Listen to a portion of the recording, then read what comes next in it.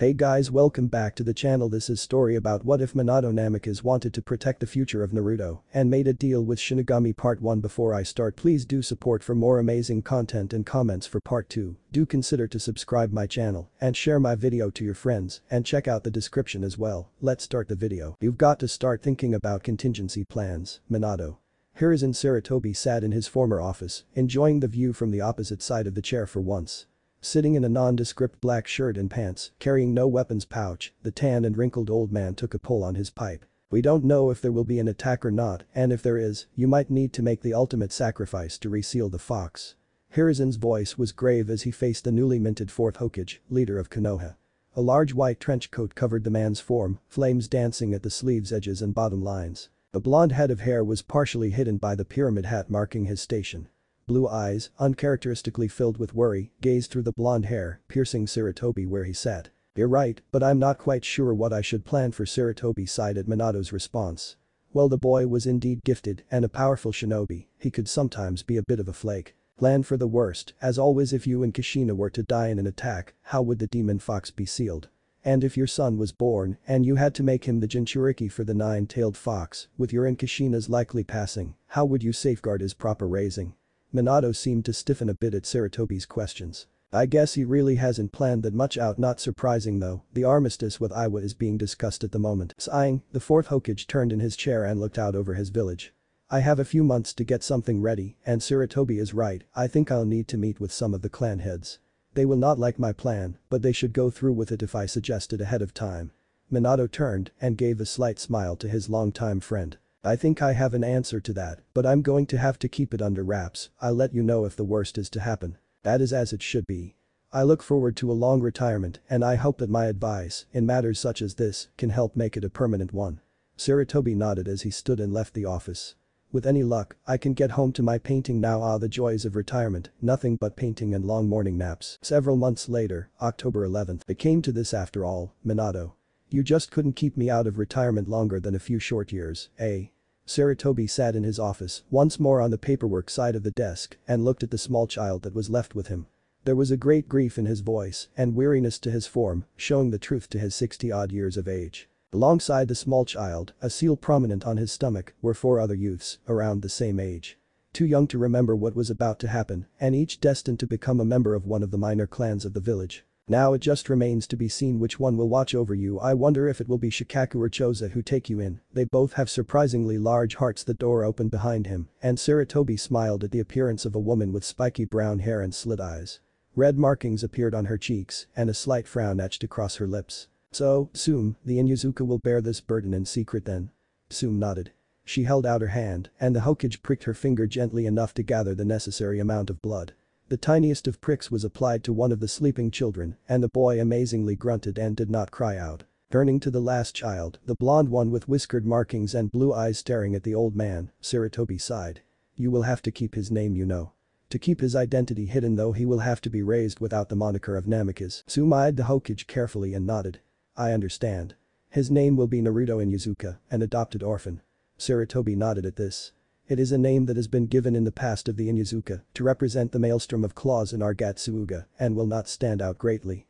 As he is to be raised in my clan, I will raise him as part of my family personally. Sarutobi smiled at this, turning to the young blonde child. With a prick of the boy's finger, the blood ran into him as well.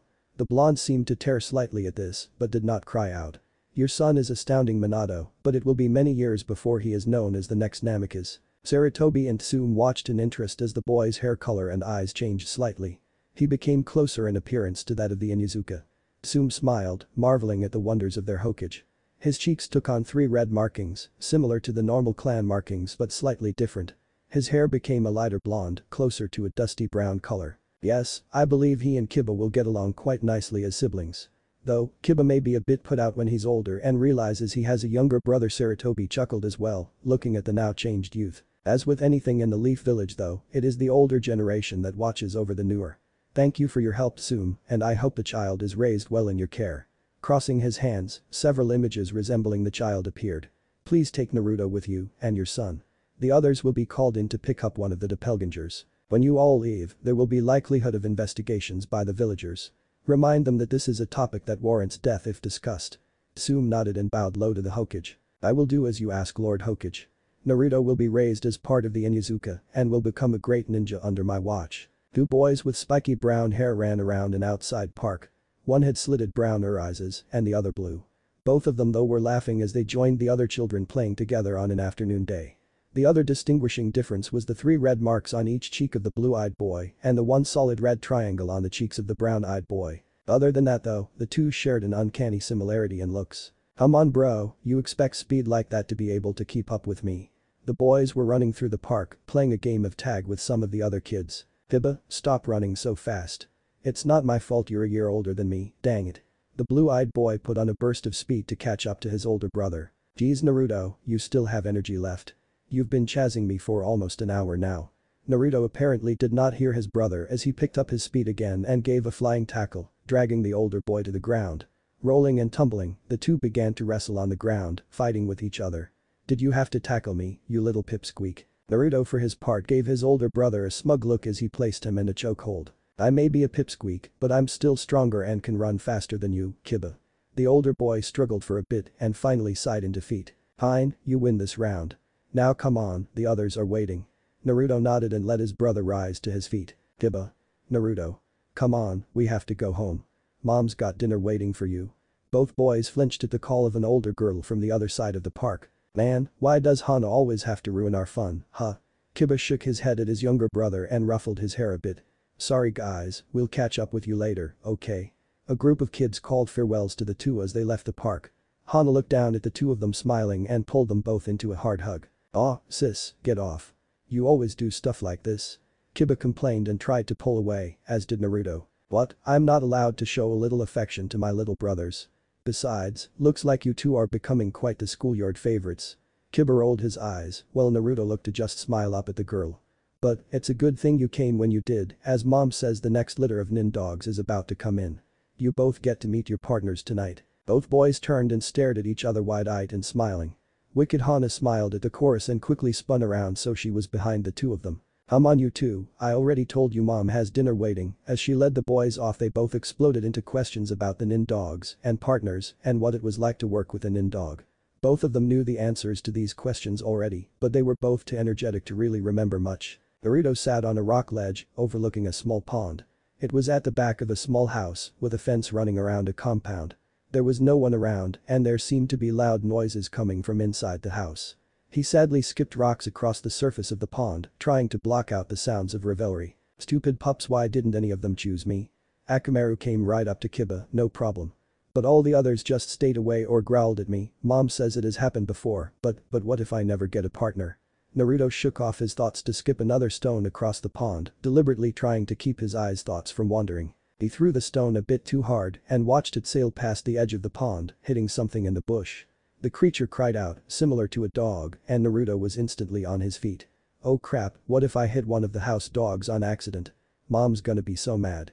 Naruto was on his feet and instantly across the pond, running around the edge as fast as he could. When he got there, he saw a fox mother, who was heavy with kits. Oh man, this is bad, I really clipped her good, I'll take her inside, see if mom can do anything about this. Naruto reached out and was surprised when the fox did not lash out at him. Carefully, he picked the fox up and carried her quickly to the house. Mom. Come quick. Tsume opened the door as Naruto approached and saw the fox carried in his arms. Not asking anything, she took the boy inside and led him past the party area to the veterinary ward. The older Inyazuka gave him a stern look as she opened the door to the clinic. I'm not going to ask what happened, but you will explain later. I'm going to help this mother, and then I want to hear your side of the story. Naruto looked down at his feet, but nodded solemnly to his mother. For several hours, Naruto sat outside, and when his mother finally emerged, she shook her head and gave the boy a long stare. I was just skipping stones outside.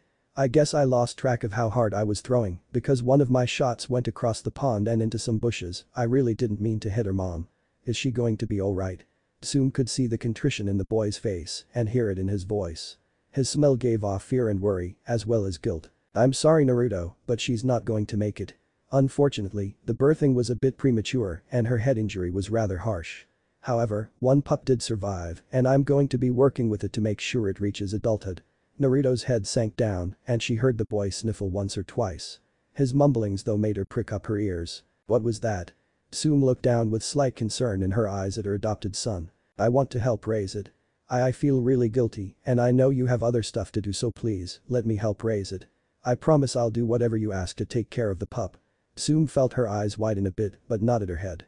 She watched as the boy's smile widened and she gave the kid a grin of her own. I'll help you out, but you're going to have to do exactly as I say. Would you like to meet him? Naruto nodded and the woman smiled at the boy. As they walked in, they saw a small carrier on a table, just high enough for Naruto to see into. Inside, there was a small baby fox, brown fur covering his body.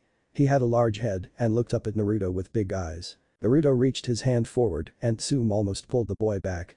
Before she could though, the fox pup had leaned forward and started licking the boy's hand. I've never seen a fox act like that before. She was even more startled when she saw the markings on his cheeks begin to glow faintly. This is his partner, a fox. Well, there goes our great secrecy, Sarutobi. Still, there are records of it happening in the olden days, so I might be able to play this off. Tsume turned to the boy and gave him a warm smile. Well Naruto, if your cheek markings are any indication, I'd say you found your partner. Do you want to name him? Naruto blinked and nodded at his mom. I think Kurama would be a good name for a fox. I think I'm supposed to work with a fox named Kurama. Tsume smiled at the boy and watched as the light on his cheeks seemed to fade a bit. She was surprised though when instead of going out, they took on a deep red color. The color from the markings raced down his face and arms, red leading a trail of blue that sank into the fox pup. In an instant, the chakra had transferred from Naruto to Kurama. The only problem was, all of Tsume's hackles were fighting to stand on end in fear. When nothing more happened and the feeling passed, she turned to look at the boy. Fighting down her emotions, she put a smile on her face and looked at Naruto. That's a great name. I'm sure Kurama and Akamaru will also get along well.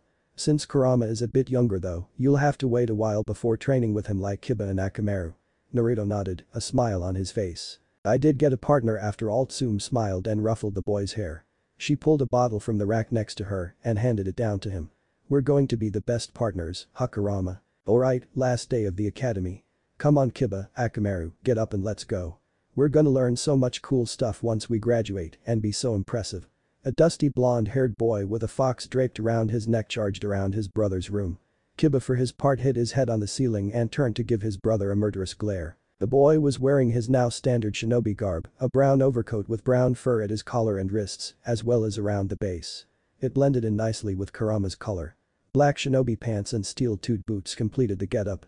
Though Kiba could not see the armor directly, he knew his little brother was wearing the clan armor and mesh shirts underneath the clothing. He always dresses to the nines, even when we don't have to. Get out of my room Pipsqueak, I need to get dressed. Akamaru yipped from the top bunk of the bunk bed. It's not your room, it's our room lazy mutt. I mean, come on, just because you're a whole year older, you're going to hold that over my head. The fox draped around his shoulders leaned up and nipped him in the ear. Ow. Damn it Kurama, not you too. The fox snickered slightly and yawned again. Listen to your partner and get out for a second. Go get breakfast ready if you are so excited and everything. Kiba shifted and rolled out of bed, watching as his brother left the room. He pulled out a matching gray version of his brother's coat, as well as some black shinobi pants and sandals. After he was dressed, he came out to the dining room to find his sister, mom, and Naruto all gathered around the table. Nervous Kiba. I mean, you do have to live up to your younger brother's reputation and all, right? Kiba shot his sister a murderous glare as he poured himself a bowl of cereal. Just because Spaz here has more energy than anyone else doesn't mean I have to worry about keeping up. Naruto snickered across the table and smirked at his brother. Don't be mad that I did better than you on the sensory test. Kiba gave the boy a harsh glare. You only did better on the hearing portion, I still have you beat on the smelling bit. Naruto shrugged and dug into his meal. Tsume shook her head and finished a bite of bacon as she looked at the two brothers. The both of you will be just fine. You have the basics down and have your beast clones to cover for you. On top of that, you have some of the best marks in the academy overall. Naruto fed angrily and bit into some more of his food. Yeah, except for the stupid emo team and the big pink brainiac. Kiba smirked at his brother out of the corner of his eyes. You sure you're not crushing on that girl? You do sure like to complain a lot about how she always does better than you on the homework. Naruto blushed slightly and growled at his older brother, getting a laugh out of the boy. Just messing with you, I know you don't really care for any of the girls in the class. Naruto shook his head in dismissal and then glanced at the clock. Aw crap, if we don't hurry we're going to miss the upfront seats. Stupid emo team and his fan club always take the best seats if you're not 15 minutes early. Kiba rolled his eyes at his brother and dug into his meal a bit more. I'll see you there bro, make sure you're not late or I'll graduate without you. Kiba growled and ran to the window to shout after his brother. Even if you graduate before me, I'm still gonna be Hokage 100 years before you will. Sume and Hana sighed and shook their heads. Their boys were just always like this, it seemed. Later that afternoon, Jianan lounge. Looks like we have a bunch of strong graduates this year, huh? A man with long, stand-up silver hair stood by one of the corners, next to a burly man with black hair and a slight beard. Both of them were wearing a standard shinobi set of pants and shirt, with flak jackets covering their chests and weapon pouches on both of their hips. The silver-haired man had a mask covering his face, whereas his compatriot had a cigarette hanging from his lips. Yeah, though I really wanted to build up another Ino Shikacho trio. Too bad you get Shikamaru and I get stuck with Naruto. The black-haired man took a drag on his cigarette as his partner glanced up in thought. One of his eyes was covered with a Leaf Village headband and he seemed to have just paused from reading an orange-colored book. You know, I would be willing to trade you Shikamaru for Naruto. I'm used to running Black Ops missions and not really good at this whole teaching thing. If you want to, we can trade and I'll petition the Hokage to have me train them as a hunter squad. The man next to him stiffened slightly at the unusual idea. Are you sure, Kakashi? Most hunter squads are made up of chunin that undergo special training to take on those sorts of missions. Kakashi just shrugged and seemed to go back to his book for a moment. Well, Sasuke will undoubtedly be a good and close combatant with his Sharingan and I can be his second. Naruto is an Inuzuka and his tracking skills are apparently only second to the next clan heir. And Sakura supposedly could become strong at Genjutsu and possibly medical ninjutsu. That would make a perfect hunter squad if I could get them up to speed. Kakashi put his book away and turned to look at the man with a steady and friendly gaze. What do you say, Asuma? Up for a little trade? Asuma chuckled and put out his cigarette. Sure, sounds good to me. Let's go see if the old man is up for a little switch up from the plan. Naruto sat in the front row, Sasuke Uchiha on his right and the window on his left. A grin was plastered across his face, waiting for his turn to take the exam. Naruto and Inuzuka, come to the testing room now. Naruto turned to give Sasuke a friendly and challenging smirk. Well Sasuke, let's see which one of us is Rookie of the Year. Best of luck to you. Sasuke just turned to give him an apathetic glare. HN. Like a loud mouth like you could best in Uchiha. Naruto felt his glare tighten a bit and Kurama raised his head off of Naruto's shoulder to look the man in the eyes with a harsh glare. Naruto, you need to go now. A yell from Iruka-sensei had Naruto moving at a fast pace. Humming Iruka-sensei. Naruto let a low growl escape his throat as he walked past the Uchiha. As he did, he heard the whispers from Sasuke's assembled fan club. Who does Naruto think he is? Getting Sasuke riled up as always. Why do those two have to fight? Oh well, at least they both are cute when they are angry. Shaking his head at the last one, Naruto rounded the corner and came into the testing room. Alright, in order to pass, you need to demonstrate 2 academy techniques and some form of the clone technique. Any additional techniques will go towards raising your overall score. The proctor barely looked up from his exam, not giving the boy a second glance. Alright. I'm going to demonstrate the rope escape jutsu and the substitution jutsu. For the clone technique, I'm going to use the man-beast clone, as well as several Inuzuka jutsu that got the board instructor, Mizuki-sensei, to look up from his clipboard. Ah, another Inuzuka. Alright kid, get on with it. Your clan has never had a failed ninja, so I know you have this stuff down. Mizuki watched with mild interest as the fox jumped from the boy's shoulder before being fed a military pill. In an instant the red fox had its color deepen and its eyes became red and slitted. The aura of chakra coming from the two was palpable and ominous, surprising for one his age. When the two transformed, there were 2 identical Narutos standing there, their faces having deeper than usual tribal markings and their eyes both bloodshot red with black slits. They had sizable claws now and the fangs from his face were terrifyingly long. The chakra radiating from the boy was also slightly visible, though the former ominous feeling was missing. Mizuki nodded and wiped some sweat from his brow. This kid has got a lot of power for his age, no wonder he's second rank to the Uchiha. Motioning for the boy to continue, Mizuki watched as they performed flawless examples of the All-Fours jutsu, as well as the legendary Gatsuga. After that, the 2 academy techniques were flawlessly demonstrated. Alright, you pass. Now come and grab a headband and then call for Uchiha Sasuke, he's next. Naruto nodded and gave a quick yes, sensei before disappearing out the door. Mizuki shook his head as he watched him go. If we could give points for amount of chakra, that kid would definitely have the Uchiha beat. Alright, that concludes the tests for the day. To those who have passed, there is a week off before you must return here for team assignments. I will post the individual rankings on the board at that time as well. The class gave some various responses and Iruka shook his head. Another bland year, though this one had several standout ninja. He was surprised when a dirty blonde head of hair came up to his desk. Sensei, thank you for everything. You have been a very good teacher and I've enjoyed working with you. Iruka was surprised at the bow he got from Naruto, but returned a slight one back as well. It's no problem Naruto. I enjoy teaching. Actually, since you had the best scores on the listening portion of the surveillance exam, would you like to learn a scouting jutsu with me over the next week or so? Naruto blinked, but then a grin came over his face. Would I ever? That'd be awesome, I can't wait to tell Kiba about this. Noticing a questioning look from Iruka, Naruto pulled himself back into a respectful pose. That is, once I get it down of course. Iruka shook his head but smiled and ruffled the kid's hair. Come on out back, I'll show it to you. It's an echolocation technique, so your acute hearing should come in really handy for this. Naruto nodded, moving away from the academy with Iruka in tow. 1 week later, welcome back everyone. This is the last time I'm going to serve as your academy instructor, so I want you all to listen to my last words. From today, all of you are the adult ninja of this village. Please remember everything you have learned here and continue to build upon your shinobi career. When you look back, these will be some of the calmer and better times of your adult life. Naruto sort of phased out of the rest of Iruka's speech, practicing his chakra pulse technique while he had the chance. He managed to get it down in a week with Iruka, who thought the boy's work ethic was astounding. Currently, he could only just pulse his chakra in a sphere and make out objects and shapes from a couple 100 feet away. Solid walls still got in his way, but he was getting better at making out basic faces and body outlines at least. Alright, the class rankings are as such. Naruto stopped using the chakra pulse and looked up hesitantly towards the board.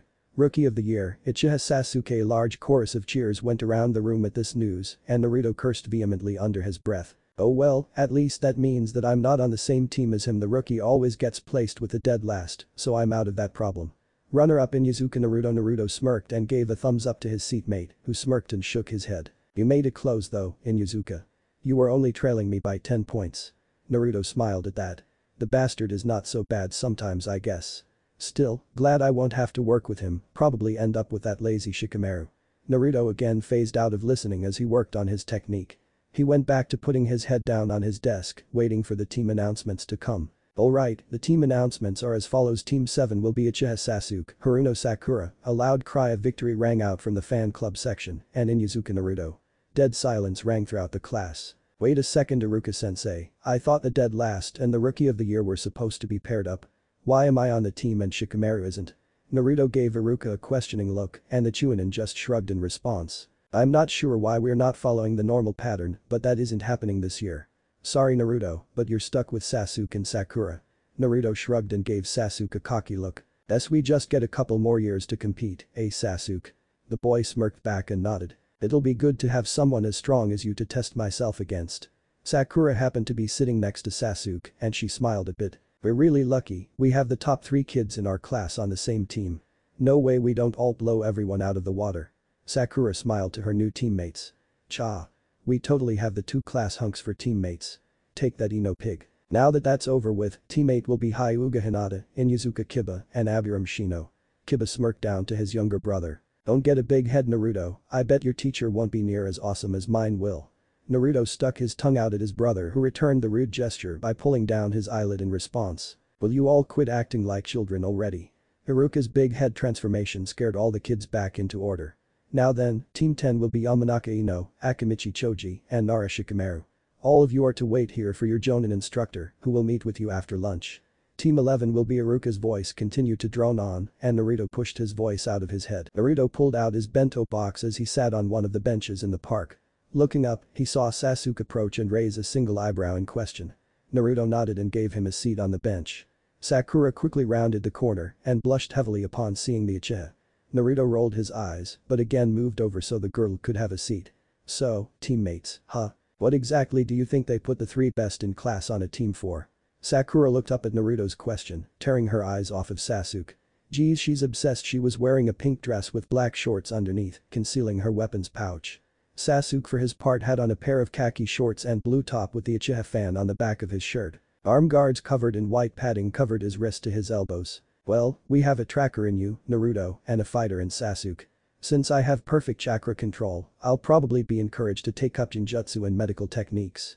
Probably some interrogation 2 squads like that I think work as hunter nin squads. Naruto blinked in surprise at her answer. Hunter nin squads usually had an Inuzuka in the ranks, so it wasn't that surprising once he thought about the team makeup. I have no problem with being on a hunter nin squad, so long as you both put in your all. I want to not only be the best this year, but become one of the best that Konoha has to offer. Sasuke kept his gaze on his food as he dug into his lunch. Especially since if I want to defeat Itachi, even with the help of you two, we're going to need to be some of the best. I've got no problem with it myself. Me and Kurama here are determined to become the Hokage, right boy? The fox opened one eye with a smile and gave a short nod. You really think an Inuzuka could become Hokage, Naruto? Naruto turned to her and gave a sharp nod. Inuzuka have always stuck close to the Hokages. As such, we are known for being advisors and relatives to the Senju. It's not too much of stretch to see us getting there if we work hard. Sakura smiled at him. The guy, for all of his rough edges at times, was full of confidence at least. Well, I can see you making it, but cute little Kurama here seems like he just wants to sleep all the time. Sakura reached out and scratched behind the fox's ears, who merely smiled in response and leaned into it a bit. Oh, seems he likes you. So far, he's only let you and that weird Hyuga girl touch him. Sakura gave Naruto a frown at that and lightly flicked him in the forehead above his metal protector. Ow. What was that for Sakura? Sasuke sighed as he looked straight at Naruto. You know, you may be able to sense people's movements, but you apparently are bad at reading people's emotions. Naruto blinked owlishly at that once or twice before letting out a low growl. Says the guy who has no emotions. You calling me stupid, you bastard. Naruto was cut off by Kurama turning and nipping him on the ear. Oh, sorry Kurama, I keep forgetting that my yelling hurts your ears. Kurama closed his eyes and leaned in more for Sakura to pet him. Sasuke finished his bento and stood up suddenly. I'm finished, so I'm going to go wait in the room. I'll see you both there. Sasuke left, not turning back to see the nods of acknowledgement from Naruto and Sakura. That guy can really be a stick in the mud when he wants to, huh? Naruto turned to Sakura who only nodded slightly. Yeah, but he's had a pretty harsh childhood. I'm just worried about being on this hunter squad. Naruto, you don't think they assembled us to help Sasuke with his family issues, do you? Naruto shrugged in response. I don't know Sakura, but that doesn't seem like the Hokage's style. Maybe, but I'm not sure. He shrugged again and scratched Kurama underneath the chin. No matter what though, we're definitely going to need to get stronger to work as a hunter nin squad. He smiled at the girl for a second. If you want, I can ask my mom about having you come over and learn some medic nin stuff. She's no Tsunade, but she can at least teach you the basics. Sakura smiled at him. It had been really rough for her, as she did not come from a ninja family. Becoming the third best student in the class had taken her entire effort. Thanks Naruto. You really are a sweet guy underneath your loudmouth act. And you are rather respectful when you want to be. Naruto grinned sheepishly and rubbed the back of his head with his hand. No problem, let's go meet up with Emo Prince and wait for our sensei. Sakura shook her head at the boy, but nodded and followed after him. The team dynamic doesn't seem as bad as I feared. The Inuzuka kid is interesting to say the least. Especially with a fox for a partner. On top of that, with what the Hokage informed me of when I took the team, that boy may very well be a dangerous ninja already. Kakashi sighed as he jumped through the trees. Yes, I have to show up on time for this team, they actually seem to know what they are doing. Sorry Obito, but I'll pay you a visit later. Asuma stood in the academy class, leaning back against a blackboard as he watched the students filter into the classroom. Still can't believe the old man agreed to Kakashi's request. That team should be scary good by the time that they get done with his training.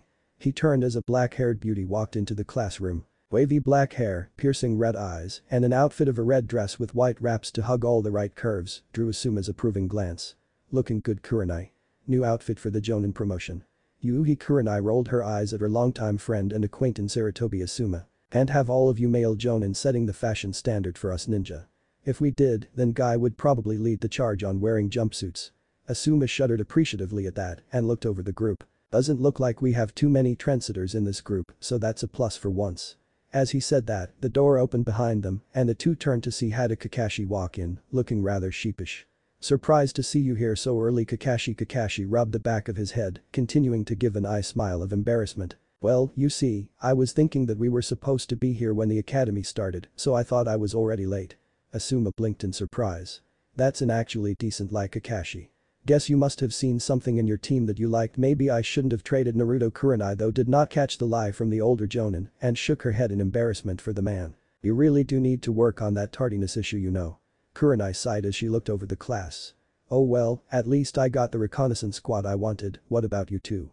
Asuma shrugged and looked over the class makeup. So long as they all pass, which I'm sure they will, we should have a second coming of the Ino Shikacho trio. Asuma pulled a cigarette out of his pocket, but when he got a disapproving glare from his female compatriot sighed and returned it to the pack. From what I managed to see, I think I'm going to get a nice hunter nin group. I really hope they pass, I actually want to teach this team. Kakashi turned at that moment to look at Kurenai. Say, I was wondering would you be interested in helping my female student with ninjutsu techniques when the time comes. I only know the basic DA rank ones of hell viewing. Nothing more than that. Kurenai gave the man a small smile before nodding. But I'm expecting help in kind Kakashi. You are one of the better infiltration experts, so if my team can pick you up, I'll know that they have some of the basic skill sets down that they need. Kakashi I smiled in return. Sounds like a deal. At that moment, Naruto and Sakura walked into the classroom and joined Sasuke at the front. Well, if you'll excuse me, I have a genin team to test. Asuma blinked in surprise. Not going to wear them down like usual Kakashi. Kakashi shook his head and gave a thumbs up as he walked forward. I like this one Asuma, I want them to pass. Asuma shrugged and smiled. Kakashi seemed to actually be interested for once, so who was he to judge? Alright, Team 7, right. His presence got a nod from Sasuke, Naruto, and Sakura. Kakashi looked them over carefully and nodded to himself. My first impression of you is that you are not all entirely worthless. Smiling inwardly at the various looks of shock and outrage playing across their face, Kakashi held up a hand before they could get too riled. Meet me on the roof in 2 minutes. I want to get to know all of you. With that, Kakashi disappeared from the room in a shunshin, leaving a startled group of kids behind. Come on, we got to hurry. I'm not letting that bastard get away from me. Naruto was up and out of his seat, with Sakura and Sasuke rushing behind them. Wait up Naruto geez, that guy is full of energy Sasuke raced to catch up to the disappearing blonde, Sakura pulling close behind. 2 minutes later found the three of them panting on the rooftop, looking at a calmly seated Kakashi. The man did not even look the slightest bit winded and was happily reading and giggling to a little orange book. Oh, you all made it. Good. Now we can get some team introductions done. Naruto had already sat down, and Kurama leapt off his shoulders, stretched, and then growled lightly at Kakashi before curling up on Naruto's lap. Since Fido there doesn't seem to like me, why don't you go first? Sure. My name is Inyazuka Naruto. My partner's name is Kurama. Unlike most Inyazuka, Kurama is a fox, which means his hearing is superb, but his sense of smell is not quite as good as some of the nin dogs. Kurama bit at his hand, but Naruto pulled it away quickly. He doesn't agree with that, but it is true. I am also skilled in the Inyazuka techniques and have mastered the basic academy techniques. My chakra control is subpar, though that's due to my larger than normal reserves. I like going for walks with Kurama and I dislike cats of any kind. My hobbies are gardening and cooking. My dream for the future is to beat my brother to the title of Hokage. Kakashi nodded at all this, surprised by the amount of detail. I didn't know you liked to cook Naruto. I thought Kiba said that he hates cooking because the smells make his nose feel weird. Naruto chuckled at Sakura's question. That's because Kiba has an overly sensitive nose. I once put some chili powder on Akamaru, and whenever Kiba got near him, he would sneeze for over a week straight. Kurama seemed to snicker at that and snuggle closer to Naruto's lap. Kakashi smiled at the display and nodded to Sasuke. My name is Uchiha Sasuke. I am skilled at the academy basics, as well as fire ninjutsu, wirin kunai techniques, and my clan's interceptor style. I don't particularly like anything, but I have a feeling that I might enjoy working with this team. By the same token, I do not dislike anything except incompetent people. I have no hobbies. Though I may not have a dream, I have 2 goals. The resurrection of my clan and avenging my clan's murder. All of the others' sweat dropped at the final statement and Kakashi shook his head. Getting him to come around and not be a flight risk is going to be a lot of work. He turned to see the dreamy, far-eyed look that Sakura gave him. Especially while turning her into a decent kunoichi. Oh well, at least Naruto seems well balanced. Though I wonder how meeting the fox and learning about his hidden past will affect him. So, it's the fire ninjutsus that probably put you as rookie of the year huh? I kept asking mom to let me start on elemental training, but she said that getting my teamwork down with Kurama came first. Sasuke shrugged and gave a non-committal smile. Probably. If you want, I'll teach them to you if you come by and spar with me a couple of times. Naruto grinned back as well. Definitely. That would totally be wicked to get some fire techniques down. Kakashi felt this was the right moment to cut in. Let's worry about training later, we have one introduction left to go. The slight side notes had seemed to give Sakura a second to compose herself. Right. My name is Haruno Sakura. I am skilled in the academy basics as well as setting advanced traps. I also have very high chakra control and got the best academic grades in the academy. I also have slight proficiency in Jinjutsu, but only for recognizing and breaking them for now. I'd like to work on improving that in medical ninjutsu skills, as well as some interrogation skills. The girl paused for a moment to glance over to Sasuke. My likes are well I like boys that are quiet and respectful, but that are also very strong. I dislike overly loud idiot guys that try to get me to go on dates with them. My hobbies are needlework and singing karaoke. My dream for the future is to lead a strong kunoichi career, then retire and settle down to raise a family. Kakashi smiled a bit at the last one, surprised that she seemed to also have some idea about where she wanted to go. Between the three of them, that's the most reasonable introduction I've heard yet. Right then. Guess I'll go last. My name is Hada Kakashi. I am a highly skilled jonin with a large number of techniques. I have many likes, but I'm not sharing that with you yet. As for my dislikes, those are rather personal. Same for my hobbies and dreams. Kakashi felt his grin grow behind his mask, but he kept it from his eyes. The looks of shock on their face were just too perfect. However, if you can pass my little test today, I am going to make it my goal to turn you three into a powerful hunter nin team. Test. The triple chorus, even from the Stoic Uchiha, had Kakashi practically ready to bust a gut. That's right, a test. If the three of you can pass it, I'll make you my genin squad and train you to be hunter nin. If you fail, then you have to come back here for a year of remedial lessons. Kakashi felt the eyes of all three narrow on him. Oh man, they are really fired up. This is going to be interesting. Pulling out some sheets of paper, Kakashi handed them to the three of them. Sign those, then meet me at Training Ground 7. Bring everything you might need for a survival mission. I'm looking forward to this, so try to make it within the next hour or so. Expecting them to all leap up and go at once, Kakashi was surprised when they stopped and signed the papers then and there. I brought enough stuff for a team survival mission, as my mom always has Kiba and I travel prepared. It's in my sealing scroll. We can take your test now, Kakashi-sensei. Kakashi stiffened and smiled at Tsume's level of doggedness. Makes sense though. Kakashi chuckled at his silent pun, though he did notice the two of them hand in their forms as well. You both really want to trust Naruto on this? You're staking your career on his preparedness. Sasuke shook his head and smirked at Kakashi. Fox boy here may have come in second to me, but he's always been on his game. Tsume-san made sure of that. If Naruto says he is ready, he is. Sakura nodded in agreement to Sasuke. See you at Training Ground 7, then Kakashi disappeared into a puff of smoke, leaving the three of them surprised when they saw a map in front of them. On it was a chibi drawing of Konoha with big black letters, pointing to the marked training ground. There was also an electronic timer, showing they had 5 minutes to get there. Kakashi frothed, but failed to keep the chuckle from his voice when the three of them arrived at the training ground. Glad to see you all could make it. Now then, the test is very simple. Kakashi held up 2 small bells. Your job is to get these from me. Whosoever gets a bell, will get dinner. Whosoever fails, will not and be tied to a stump. He stood by a row of 3 stumps and started an alarm clock on the top. If you fail to get a bell or give up before the 4 hours is up, you get sent back to the academy for a year of remedial training. That got the reaction he was hoping for. What the hell? You said that we could all pass this test. Naruto had a grim look set on his face and Kurama had jumped down from his shoulders growling. I said you could all pass, I never said you would pass as a team. Now, before we go any further, there are some ground rules. You must come at me with the intent to kill. Don't hold back. Naruto growled even further. I've got intent to kill, alright, you goddamn prick. Naruto was almost shaking with anger at the moment. Sasuke, though controlled much better, was also visibly peeved. Shut up, Naruto. You know I hate it when you yell. Sakura herself was looking rather worried about the whole idea. Cha. 1 second he's so cool, then the next a total idiot. But, he's still not gonna get a bell before me. Well, that worked rather easily. Other than that, you may start when I say go. Kakashi looked at them all as they tensed to move. Go. In a blur the 3 ninja disappeared, Kurama stashed safely around Naruto's neck once more.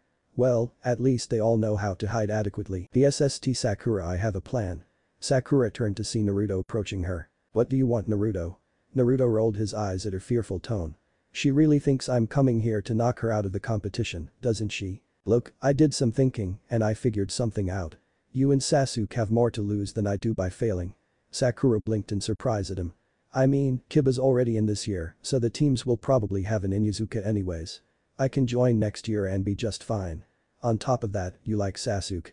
I'd be a prick to pull you away from him. Sakura found a kind smile come to her face and tears well at the corners of her eyes. She bit her lip but nodded, not trusting her voice for a second. Let's find Sasuke then. If we work together, I'm sure the 2 of you can get a bell no problem. Sasuke felt the arrival of Kakashi's chakra signature nearby. Shit, he knows where I am. 3 more signatures landed close by as well. And they're here too, this is bad. Sasuke, we've decided to work together to fight Kakashi. Come out and join us. Sasuke heard Sakura's voice come from the direction of Naruto's signature. Alright, maybe with their help we can do this, let's hope they don't get in my way. Teaming up is valiant and all, but who's going to be left behind, I wonder. Sasuke moved as quickly as he could to dodge a drop kick that smashed the branch he'd been hiding on. In a second he was racing across the forest to meet up with the others. They stood in an open clearing, facing towards Kakashi's last location. "I'll be generous and give you 10 minutes to strategize." His voice carried over the clearing and he saw the three animatedly begin talking. "Well, their 10 minutes are up, let's see how they do. Deciding to face me openly in the field is honorable and all, but remember, we're ninja. Honor isn't really supposed to be a strong suit for us." The voice came from the forest and Naruto and Kurama tensed. "Alright Kurama, let's show him what we're made of." Naruto passed a military ration pill to the fox, who swallowed it. The fox's fur grew thicker and then seemed to grow in size. Before long, he came up to Naruto's waist at the shoulder. The change also saw the chakra of the two of them swell to an almost oppressive level. "Let's go wild. Man-beast clone jutsu." The puff of smoke later, two Narutos stood there, claws of 2 inches or more extending from his hands. His face markings had darkened and his fangs extended. All fours jutsu. The feral appearance only increased and suddenly there was an orange chakra swirling around the two of them. Its feel was oppressive and laden with bloodlust. Sasuke and Sakura both took a step back, wanting to give the boy some room. That chakra is really similar to the demon fox, but much less potent. It must be part of the bonding process that the boy went through with his fox familiar. This fight is going to be serious. Kakashi stashed his book, then made a shadow clone to move underground towards his opponent. Looks like someone is a little bit antsy still, this should be fun. Kakashi burst into the clearing, charging towards the feral-looking Naruto. "I'll have to end this fast. He's got a lot of power there and not a lot of control. One stray shot and I'm in big trouble. Plus, I have to fight to subdue, no injuries allowed. Minato-sensei really was good to beat us with no injuries." "That's Suuga." Kakashi dodged as the twin roving missiles came towards him, just managing to dip under hastily thrown kunai and shuriken from Sakura. Fire style. Phoenix flower. Kakashi dodged again as more of them came in and was really surprised by the smirk on Sasuke's face, as well as the wire. "Oh shit." Kakashi managed to bring a kunai up and cut through the wire on his left, dipping out just in time to see a flaming dragon crash where he would have been. Kakashi raised his forehead protector and brought his Sharingan to bear. "To think they made me do this, I'm going to like teaching this team." Kakashi watched Sasuke's movements and waded easily through the hail of incoming projectiles of Sakura. He smiled as his clone managed to capture Sasuke and subdue the girl, only to be destroyed by a roving Gatsuga. "Still, looks like I can handle this weight. Where's the other Naruto?" "Gatsuga." Kakashi felt the attack rip by his belt, pull off 2 bells, and then throw them to his teammates. "Haha. Take that Kakashi-sensei, we passed. Now who's the big bad Jonin, huh?" Kakashi spiked his killing intent ominously. He watched in satisfaction as the three cowered and he approached on them. "Naruto, are you telling me that you sacrificed yourself for the betterment of your team? Are you throwing away your ninja career when you claim to want to be Hokage? And you two are fine with that?" Sasuke and Sakura both shrunk back from the terrifying man. Kurama had turned back to a fox again and was cowering near Naruto. "Answer me. They needed to pass more than I did.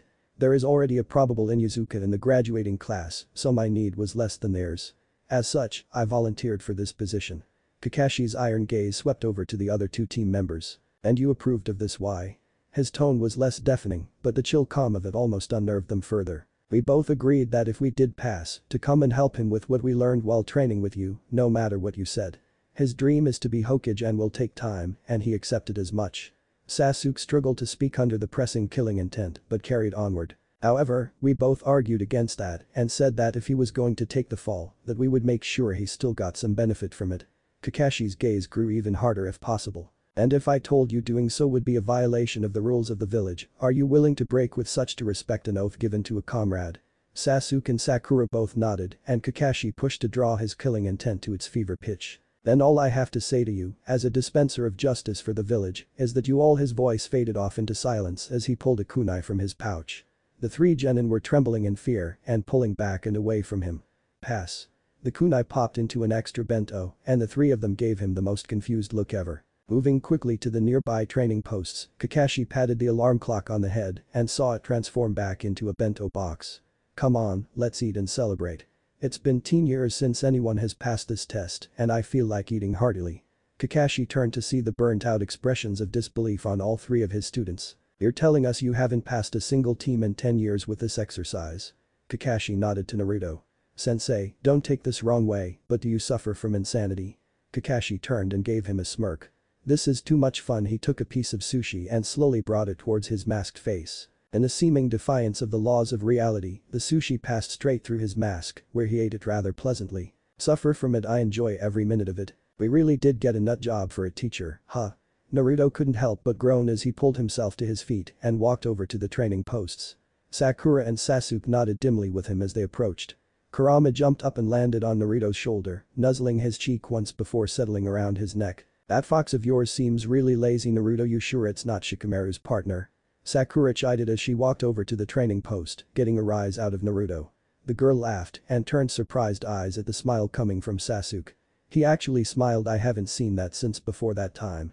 Kakashi took that moment to cut in, handing out the lunch boxes to the group. Now Naruto, I don't think Sakura meant that literally. But I have to say, I am impressed at you three. I did not even have to tell you the words of my former sensei to get the training exercises purpose across. Naruto grinned to himself at that one. That's because it was easy for an Inyazuka, Kakashi-sensei. We know that it's more important than anything else to stick close to your partners.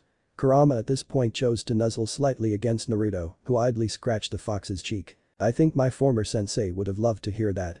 He said that those who break the shinobi code may be trash. But those that abandon their comrades are lower than trash. Kakashi smiled as he saw Naruto nod at this, and even the lazy Kurama gave an agreeable yip. Now then, as I said before the test, the point of this team is going to be that of a hunter nin squad. I've been running Black Ops missions before this, so I'm not particularly suited to training, but I do have some idea of the basics I'm going to put you through. Pausing to take a couple bites of his bento, Kakashi pulled out some slips of paper with his idle hand. Naruto and Sakura looked idly at the papers, and Sasuke had his eyes widen in recognition. These are chakra papers. I'm going to be training you in the first step of elemental manipulation and passing on one or two jutsu that I know from my time in the Black Ops. Here, each of you take one and channel some chakra into it so we know what element you have. Kakashi paused as Naruto raised a hand like they were in class. We're a cell now, Naruto, no need to treat this like a classroom. Naruto grinned bashfully and rubbed the back of his head with his offhand. Sorry Kakashi-sensei, my mom really worked me over on the whole politeness thing. Kiba got the same lessons, but he's a bit more crazy than me, I guess. Kakashi gestured in an impatient manner at him. Oh right. I wanted to ask if you have a spare for Kurama. Sometimes Inyazuka partners have a different affinity. Kakashi blinked in surprise, but pulled an extra sheet from his pocket. I didn't know that the nin dogs could use techniques like ninja could. Sakura rubbed Kurama's head idly as he stretched out in the grass next to her. Sasuke gave the fox an approving glance and smiled. Kakashi is really taking us seriously. I'll actually be getting purposeful training for hunting down Itachi and have a team that might get assigned the mission. So long as I strike the killing blow, Naruto and Sakura could be an ideal team for helping me to get my revenge. But how do I get them to agree? Sasuke kept his thoughts to himself as he accepted the sheet of paper. He grinned at the fox grasping the paper between its paws. A bit of an odd pair those two, but they work well together. Now, depending on what your affinity is, the paper will do one of 5 things. If it is fire, it will burn, air it will cut, lightning it will crumple, earth it will turn to stone, and if it is water it will get wet. All of the genin nodded, except Naruto who suddenly turned to Kurama and barked in a series of short yips. The fox perked up at first and gave a couple short yips in return. Naruto chuckled and barked back, causing the fox to growl a bit before shaking its head away from the boy in a huff. Everything alright with your dog? Sasuke asked, trying to keep the amusement from out of his voice. Naruto gave the boy a quick glare and stuck his tongue out. It's fine emo prince, we have things under control. Sasuke snorted at the emo prince comment. You two have to fight, it's always like this with you two, I swear. Sakura's voice of chastisement made Sasuke look away and Naruto looked down ashamedly. Kakashi, for his part, sweat dropped as he watched the 3 new students. They get cooperation, but maybe not camaraderie, yet I'll have to work on that it seems. Coughing to get the attention of his charges, Kakashi was rewarded with 4 sets of eyes locking on to him. Sasuke, if you would go first please. The boy nodded silently and sent a pulse of chakra through the paper. It indented sharply, surprising Sasuke slightly before it burned to ash in his hand. 2 affinities and the Sharingan. Isn't someone an overachiever, eh? Sasuke smirked slightly at this, a haughty look on his face. Naruto, Kurama, if you would please. Naruto shrugged and looked to his partner. Kurama seemed to be awake for once and channeled some of his chakra down into his paper at the same time as his partner. Naruto's burst suddenly into dozens of tiny bits, slashed apart by a strong wind affinity. Kurama slit just once up the middle, each piece lazily floating to the ground. Interesting that they are the same, but not entirely surprising. You two are going to have to practice together to utilize wind with your family techniques, though. Kakashi turned to Sakura who nodded and focused some chakra into the paper. In an instant it turned into a bunch of pebbles, which then became small puddles, and the girl blinked owlishly at it. I get a whole set to play with. Kakashi's smile was so wide that it could be seen through his face. Still, I am not sure why Sakura showed Earth and Water her family are ninjas, but she was adopted, and her lineage is not well known. This bears some investigation. As he chuckled, all three of the kids got an unnerving feeling, and Kurama quickly slinked back towards Naruto's side. Well then, my first question is how all three of you are doing financially. Sasuke grunted, and Kakashi sighed in acceptance of the answer. Naruto and Sakura shared a blink before shrugging. Not pressed hard for cash, any of you three. He got a head shake of no from the three genin. Perfect. In that case, we should meet up again here tomorrow, around 7 AM let's say. Each of you should bring enough for a team survival mission of up to 1 week. The academy list should suffice for this. Kakashi chuckled to himself as he pulled himself to his feet. I'll need to call Anko and Hana, see if they are willing to help out with a little bit of a training mission. Ooh, and see if I can get some pointers for Naruto's wind chakra training from Asuma. I get my own little cell of Black Ops, and I even get the last Uchiha and Sensei's son to teach. Kakashi seemed to lapse into chuckles again, and all three youths backed away from him in a terrified manner. Kakashi-sensei, I was going to have Sakura come over to see if we should work out a schedule for her medical training. Should I wait on that, or still bring her over? Naruto's question brought Kakashi out of his creepy chuckle fest rather quickly. Smiling to the dirty blonde, Kakashi gave him a thumbs up. Don't worry about it for now. Sakura is going to get plenty of on-the-job training during our next little excursion. Sakura paled slightly at this, and Naruto nodded, backing away in a similar manner to Kurama. I'll see all of you here tomorrow morning, so take care of yourselves tonight. In a flash, Kakashi was replaced by a swirl of wind and leaves, no trace of him left. Why do I feel like we just got dragged into something that Shikamaru would call troublesome, eh boy? Kurama merely yawned and nuzzled against the blonde, getting a giggle from Sakura and a smirk from Sasuke. Shikamaru, get off your lazy ass right now. We still haven't caught Asuma-sensei yet. Yamanaka Ino was livid with rage. Her stupid teammate was not moving his arse at all, and Choji was just happily munching on a bunch of chips. It's way too troublesome to go out there now. Asuma said we have till 7 to get his cigarette from him, and he's probably not going to do anything but hide and wait until the last minute. That way, we can bicker and not get the mission done, allowing him a chance to lecture us on teamwork. Way too much trouble, I'm gonna just stay here and watch the clouds. Ino looked as if she was about to pull her blonde hair out of her head. Her purple tank top and shorts combo, complete with shin guards and arm guards, as well as body wraps, was shaking in rage at the lazy boy across from her. Shikamaru could hardly notice that she was there. A piece of advice when dealing with Asuma: if you can hinge into Yuhi Kurenai, you might have a chance of catching him off guard. Kakashi appeared in the clearing in an instant, startling the three young genin. But, if you would wait until I've asked him my necessary questions, that would help a whole lot for my sake. Kakashi looked down at a boy laying in the grass, his head shaded by his forehead protector, and a blade of grass stuck from between his teeth. He had black hair that was spiky and put up in a ponytail, and wore the Nara clan shirt and underneath it mesh armor. He sported plain black shinobi pants and weapons pouch, as well as cloth wrapped around one of his legs near his blue shinobi sandals. No sweat off my back. Sorry about catching you in the shadow bind, didn't know if you were friendly at first. Kakashi shook his head at the boy. This cool thinker was the dead last. I see the council has shifted the academy to be more focused on producing good citizens than ninjas. He picked me up while in a relaxed state and snared me as soon as I arrived. Definitely not dead last qualities. It's no problem to me. Good luck you three. Asuma's a bit of a tough character, but you'll do fine. Kakashi disappeared in a blur again, catching Ino and Choji by surprise. Who was that guy? Shikamaru. Choji had to speak around a handful of chips as he was quickly back to eating. Who cares? Wasn't Asuma, so we're fine for the moment. I'm going back to sleep, wake me if something troublesome happens. Ino gave the boy a derisive snort at that. Everything's troublesome to you. Ah, hey there Kakashi, imagine seeing you here. Not trying to interrupt my test, are you? Asuma gave the man a once-over to check his appearance for a transformation. Kakashi sighed and raised his headband, showing his Sharingan off. Asuma shrugged in acceptance, lowering his ready stance. So, I take it your team passed if you're here for advice. I've got some time to kill before they make a move, so what's up? Kakashi lowered the eyepiece as he looked at his friend. I need some advice for Wind Nature Chakra. I never fought against a Sunanin, and I never had to train it before, so I'm in a bit of a bind. I do know the leaf-cutting exercise, but not what my student should focus on. Asuma looked appreciatively at the Konoha legend and nodded. When they tries to focus the chakra, have them imagine it grinding against itself, as if coming from two directions. It should eventually form itself into a thin blade that way. Kakashi paused and then looked up as understanding hit him. Got it. Kakashi nodded. Now, what can you tell me about the plans of my team? Kakashi smirked but waved his finger naughtily at Asuma before disappearing in a puff of smoke. Damn, does he always have to act so hip and cool. Asuma pulled out a cigarette and lit it, taking a long drag on his stick. Kakashi traipsed warily into training ground 44, trying to pay attention to his surroundings. This place was loaded with danger, and he was heading right into what was known as the forbidden section of the forest. There were sounds of hungry predators all around him, but to the elite ninja they were nothing. No, his greater worry was the cries of bloodlust coming from in front of him. Let's hope she accepts a peace offering of Dango. Kakashi felt the kunai graze along his cheek, drawing a hint of blood. Just in time, he turned around to face the oft-talked of Anko Mitarashi. Long purple hair was held up in a messy bun, and golden brown eyes peered out from an aquiline face. The woman seemed to radiate killing intent despite the smile on her face. Her attire was easily as disarming as her face though, a long trench coat, open in the front with only a mesh armored shirt for cover. This rested on top of a scantily short skirt that just made it down to the top of some heavy-duty combat boots. Kakashi, just what do I owe for the pleasure of a visit from my favorite victim? Kakashi for his part pulled a package from his back pocket.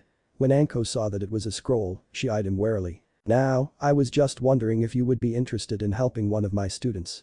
She has an interest in learning some torture techniques, and she said she wants to be a powerful kunoichi in her own right someday, so I just thought you'd be perfect for the job. Anko smiled knowingly at the hidden compliments, but gestured at the scroll. That payment for me then? I don't teach for free, you know. Kakashi sighed and nodded his head slightly. Let's call this a free meal to establish our terms. Kakashi unsealed the scroll and a puff of smoke later, there was a large plate of fresh dango in front of them. Now, that is the way into a woman's heart, Kakashi. Let's sit down and eat, shall we? As Anko said this, a rather large snake swept into the clearing and placed itself between the two.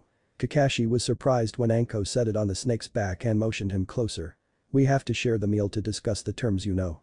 As she said this, the snake turned and hissed in Kakashi's direction. Anko smiled at his slight sweat drop.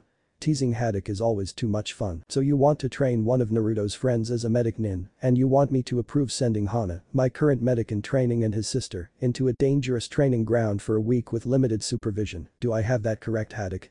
Kakashi felt sweat bead at the back of his head with the way Tsume was glaring at him, but managed to force himself to nod at her in the affirmative. You're a very bossy man. You hold the dog contract, correct? Kakashi nodded his head again at the brown-haired woman. I may approve of this if you extend the Haddock contract to one of the Inyazuka that was originally an Inyazuka contract but was gifted to your father for his aid to our clan during the Second Great War. Kakashi nodded to this as well and coughed slightly, trying to muster up the courage to speak. I had already intended on sharing the contract with Naruto if that. Tsume's fist slammed onto the table, suddenly cutting him off. I'm not talking about Naruto. There is a different contract he must sign. No, I'm talking about Kiba.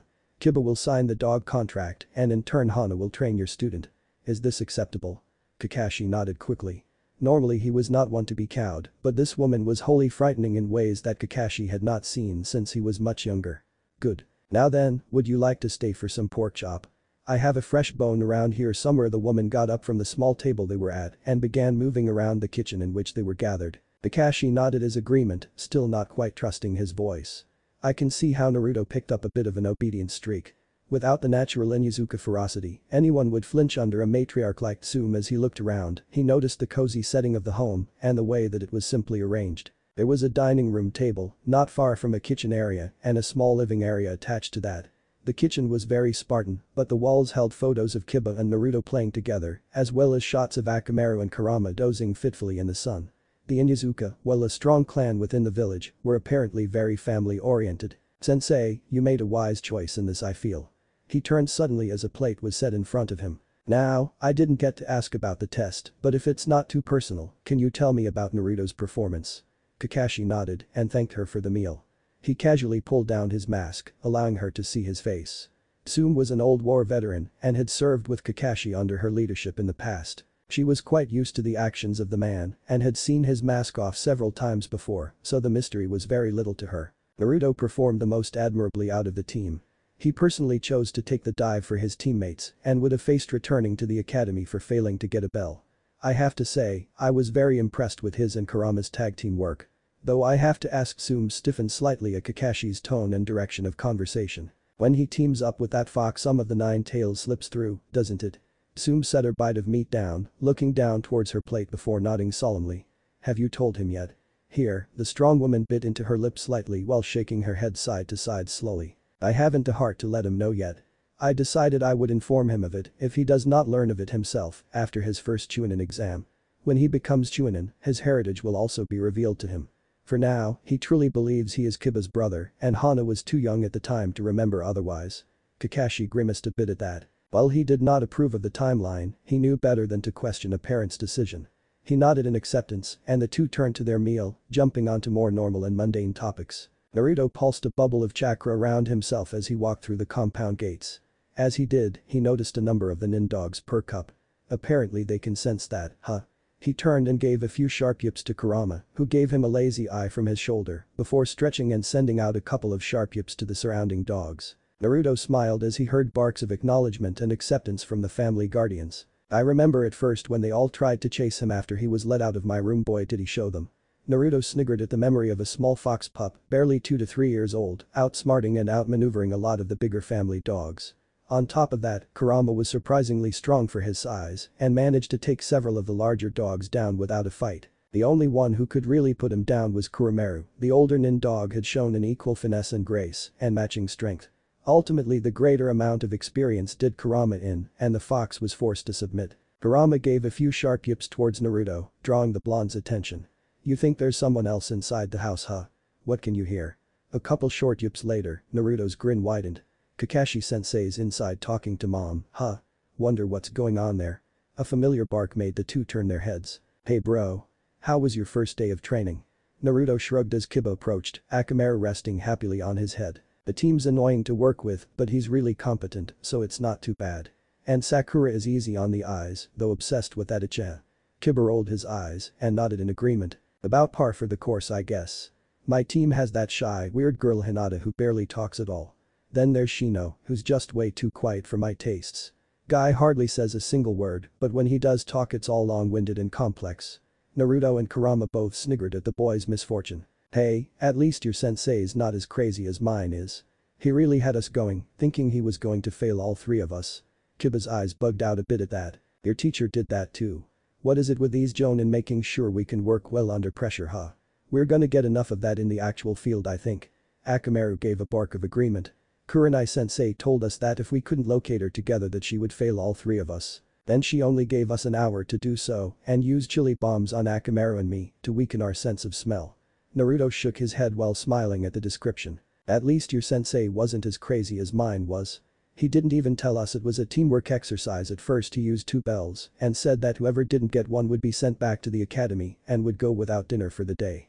Kiba and Akamaru both blanched at that. You got them both though, didn't you? Naruto nodded while putting his hand behind his head and grinning. Kurama chose that point to yawn and jump up onto Naruto's head for a nap. Boy. Furball. What's up? You never sit up there. Kurama just swatted him in the nose and went straight to sleep. Ungrateful little bugger, that's what you are. Naruto felt himself grumbling about the embarrassment as Kiba laughed at his discomfort. What's worse is that we apparently have a training exercise for the next week. The guy also won't even tell us where we're going or what we're doing. I'm telling you, he just loves to keep us guessing. Naruto opened the door and threw an accusatory finger in the direction of Kakashi at the dinner table. And there's the bastard now.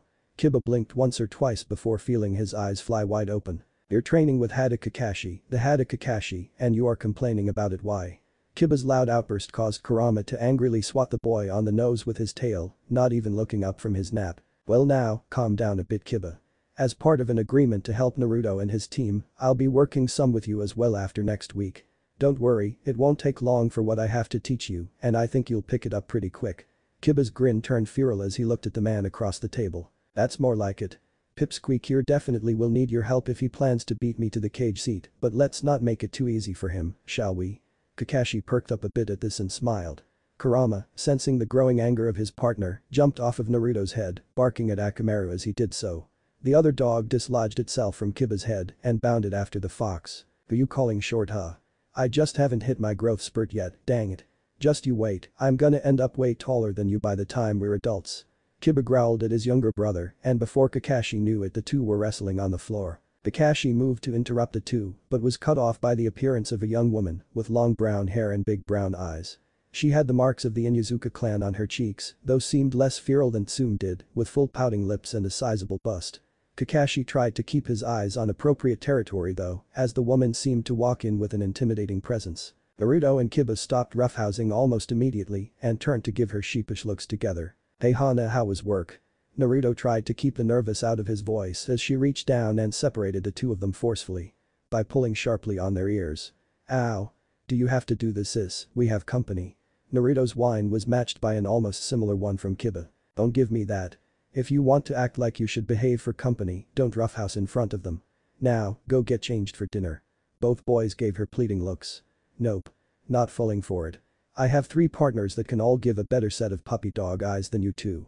Now get." Kiba and Naruto slumped their shoulders as they trundled off to their rooms. "Sorry about that. Those two know to behave better than that, but I think the day's excitement got to them a little." Hana rolled her shoulders as she took up a seat next to Kakashi. "So, what are you over for, is there something up with Naruto or Kiba's team?" Kakashi shook his head in the negative and coughed once, trying to get his voice to work. "God, she's hot. Jiraiya would have a field day with this girl." Harsh, well seemingly with a softer side and a family of feral warrior pride focused Kakashi, "She's your junior by several years, but those breasts." It was at times like these that Kakashi was very glad for his face mask. "Well, it's a little of both. You see, Naruto had already agreed to see if you would help his teammate Sakura in learning medical jutsu, and I have a bit of an extended training trip planned for his team.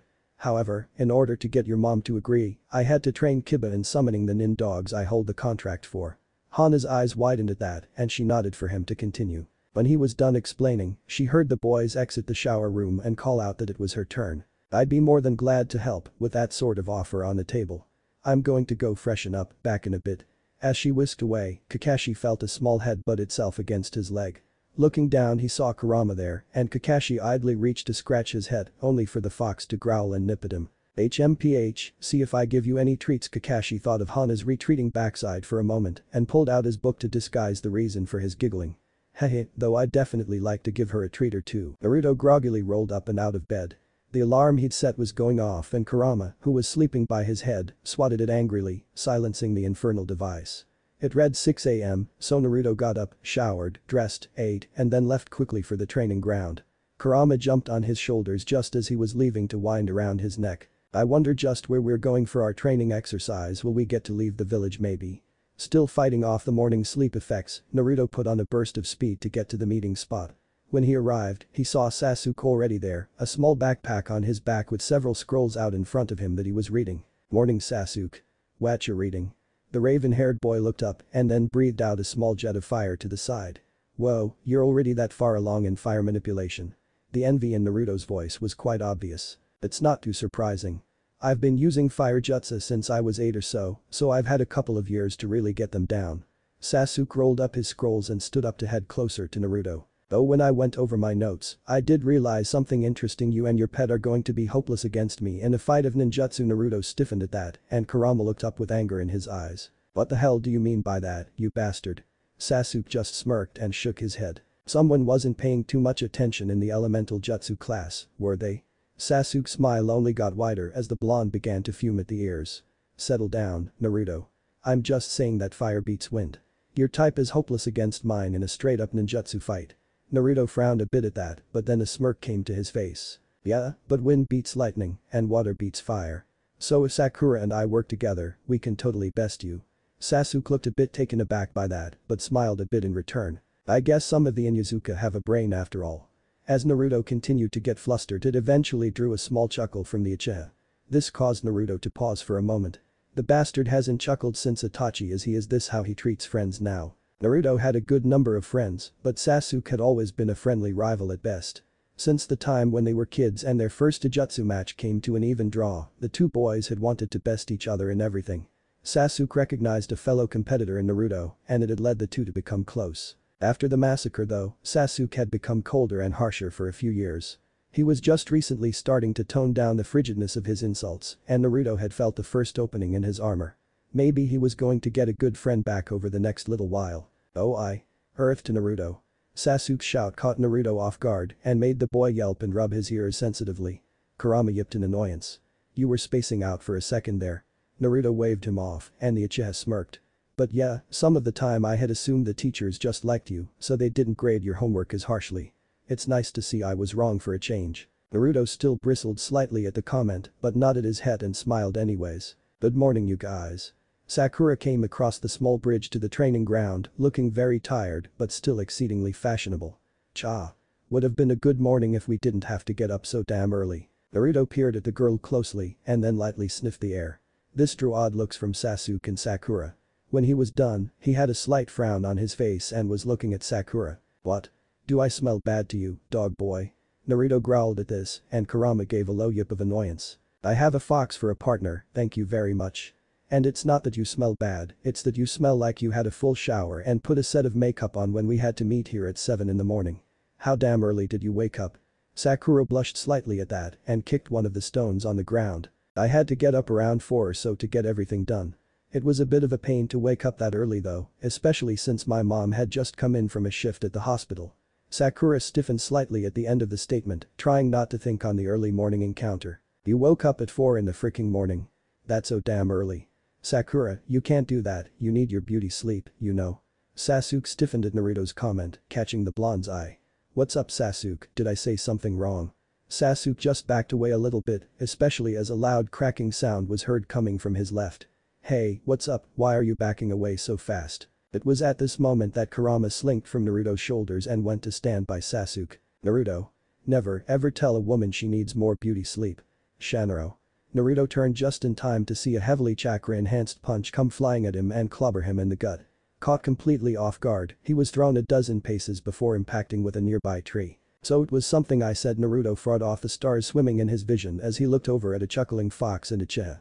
And you two traitorous bastards didn't even warn me. Kurama had the decency to look slightly guilty, but Sasuke merely chuckled at the pair's antics. That's something you have to learn on your own, knucklehead. It's all well and good to joke with siblings like that, but not random girls. Sasuke chuckled and walked over to the group. But that sort of lesson only really works when a girl gives it to you. Unaware of what he had said, the raven-haired boy turned to look at the bridge as he sensed Kakashi's approach. Ah. I'd like to give it to Sasuke.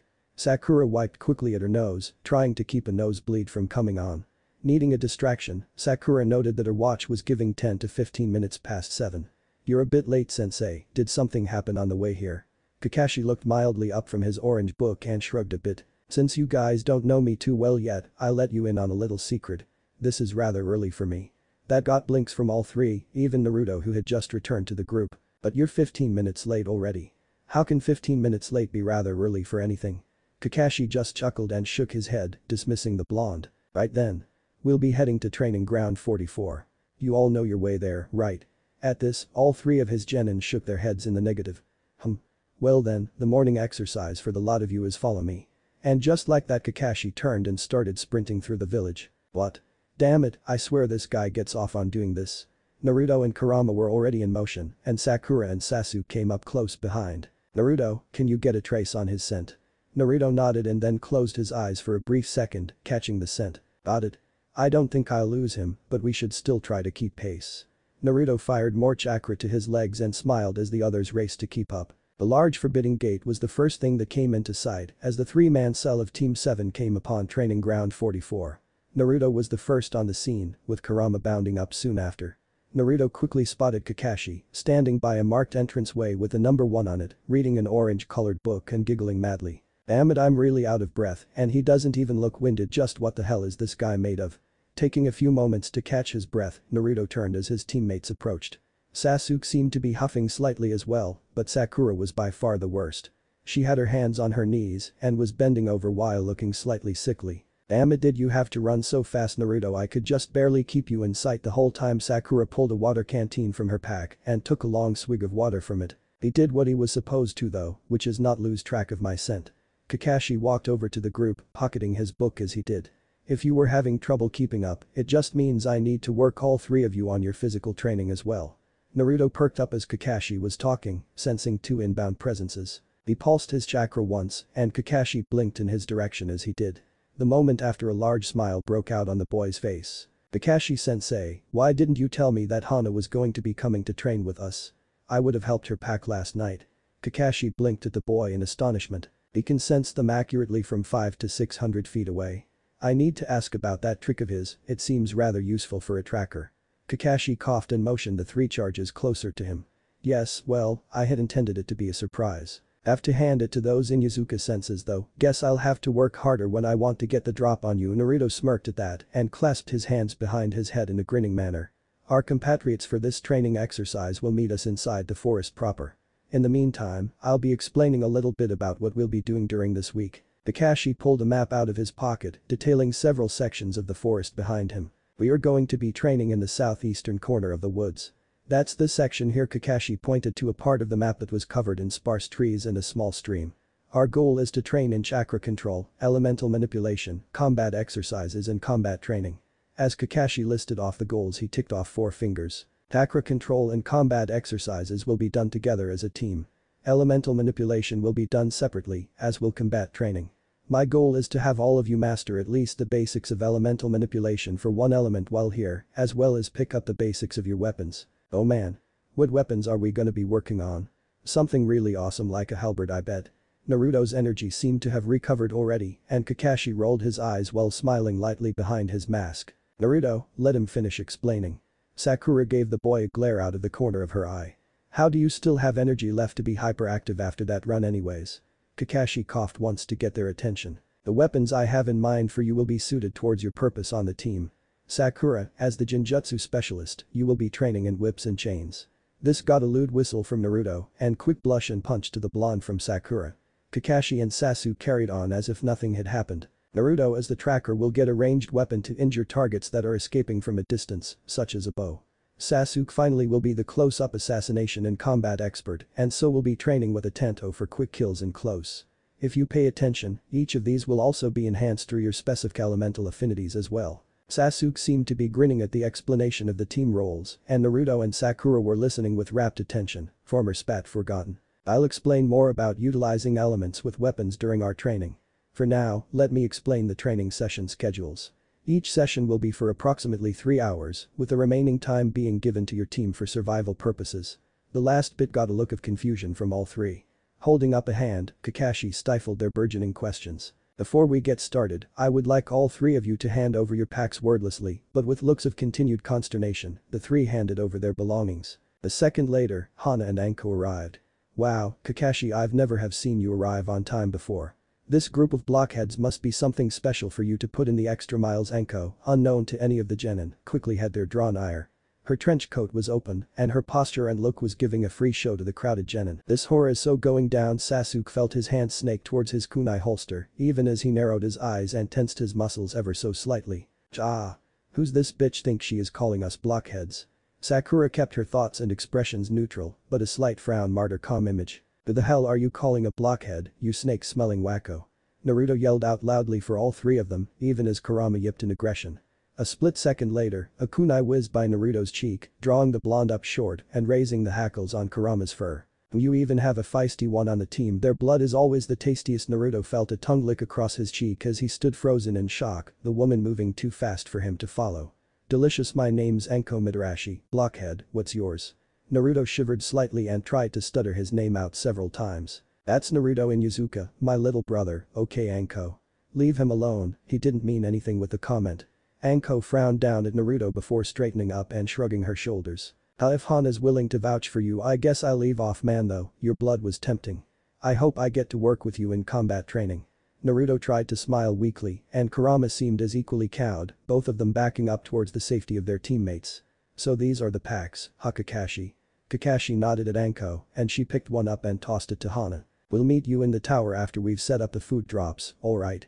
Kakashi nodded once more and the 2 older women turned to leave. Try not to get eaten, Naruto. The giant spiders are really aggressive, so stay out of the northeastern sector, okay? Hana called back at her little brother as she leapt into the woods. Hey. Where are they going with our packs? What gives Kakashi-sensei? Kakashi turned a disinterested eye towards his outspoken charge. Oh, that's the survival part of the exercise. There will be survival goods scattered throughout the forest in various drop spots, which you'll have to find and retrieve over the course of the week. You know, your tent, your food, stuff like that. And you only get 4 hours a day to search as well, so good luck with that. That is, if you want a full night of sleep. The man's smile and tone caused 3 shocked looks of disbelief on his students. God, this is too good to pass up. Kakashi whipped out a camera and took a quick shot of the looks of outrage and disgust. Oh yeah, that's a team picture right there. Seeing that Naruto was about to explode again, Kakashi reached into his robes and pulled out a small black sphere and tossed it to the boy. Before you get upset, the point of Hunter Nin teams is to travel light and move as a unit. You'll never be able to do that if I don't train you how to now. Naruto glowered slightly, while his teammate seemed to be mollified. Kurama for his part was letting out a low growl over the situation. Now then, that is a chakra index sphere. It will let me know how much of an affinity an individual has towards certain elements, as well as the amount of chakra potential and chakra capacity available. Seeing only Sakura following along, Kakashi sighed heavily. Sakura, if you would please. The girl nodded, brightening a bit at being acknowledged. Chakra potential is the amount that a person can be expected to develop in their stores over the course of their careers. Chakra capacity is how much chakra a person has currently in their stores. The amount of affinity one has towards a given nature determines how much a person can change their chakra from a denatured state to a natured state. Both boys seemed to blink at the explanation, but nodded their heads in understanding. Alright, that being said, why don't you go first, Naruto? Sasuke can then go afterwards. Naruto nodded and focused some of his chakra into the sphere. A second later, several marks appeared on the small orb. There were 8 green marks, 1 bright and 7 dark. There was 1 white mark, with 15 black marks above that. And finally, there were 6 grey marks, with 12 black marks above that section. Kakashi let out a low whistle and felt his eyebrow rise at the results. Not bad at all. What's it mean? What's it mean? Naruto was looking at the sphere intently, trying to make heads or tails of the device. The green marks are your elemental chakra. Right now, you can only convert 1/6 of your total chakra into wind-natured chakra. As Kakashi pointed to the sphere, Naruto looked over the markings more closely. The natured chakras are all colored in that way. Blue for water, red for fire, green for wind, yellow for lightning and brown for earth. The white section is for yin-natured chakra and the black is for yang-natured chakra. Seeing looks of confusion on all 3 faces, Kakashi grimaced slightly. Yin chakra is for illusion-based techniques, in which you only have 1 mark of affinity. Yang chakra is for physical manipulation, or giving jutsus their form and shapes, or giving life or physicality to things. The looks of confusion only got worse. Don't worry too much about it, Naruto, just know that with your yin affinity so low, you're probably never going to be a Genjutsu specialist. Naruto nodded once and Kakashi sighed before continuing. The last section there is your chakra capacity and potential. The grey marks are your current capacity, which is also what drew my eye. Each mark is considered the amount needed for 2 A-rank chakra-intensive techniques. Your capacity could currently support 12. Both Naruto and Sasuke looked surprised at this. Naruto was grinning and Sasuke was slightly frowning. For reference, I only have about 4 marks worth of capacity and potential, so you already have me beat in that area.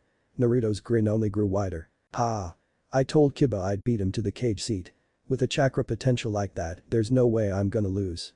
Kakashi shook his head before swatting the boy on the head lightly. Don't let it go to your head too fast. Just because you have a lot of chakra doesn't mean you're the strongest out there. With your yin affinity so low, any deserving Genjutsu specialist could take you right out. Naruto scratched the back of his head and smiled weakly in admonishment. Besides, you also have to work hard to control that amount of chakra, so your chakra control sessions are going to be painful at best for you. Naruto nodded and passed the orb to Sasuke. Sasuke took it, a scowl on his face. Alright now, go ahead Sasuke. Sasuke pressed his hands on the orb and channeled some of his chakra through it. While he was doing so, Kakashi was thinking quickly to himself. With access to that much yang chakra, we can definitely find some way to speed up Naruto's training. I'll have to see if the third will let me pass on a Genjutsu or 2 to this group. As Kakashi was thinking, Sasuke's orb started to light up. Unlike Naruto, there were 5 bars of glowing color, 1 for each element displayed on Sasuke's orb. In addition, there was 1 extra yellow bar and 2 extra red bars. His yin and yang chakra each came in at 2 marks, and there were 2 grey marks and 12 black marks for his capacity and potential respectively. An exceptionally balanced showing, with almost as much room for improvement as Naruto as should be expected. Sasuke smirked lightly, handing off the orb to Sakura. The girl seemed to shrink slightly while holding the ball and turned pleading eyes toward Kakashi. Sensei, do you really need to know this information? I don't want to look bad in front of these 2. Sasuke blinked indifferently at that, but Naruto gave her a surprised look. Don't worry too much about it, Sakura. A team is picked to balance each other out. Naruto has high reserves and will develop a build to take advantage of that. Sasuke will have a balanced build and will act as the linchpin against general combatants. Your job is to be the support, meaning direct confrontation and high chakra usage will not be as necessary. What that orb tells you is not final too. If a person fails to develop themselves properly, their potential over time will lessen. Conversely, if you work hard enough, you can get past any limit.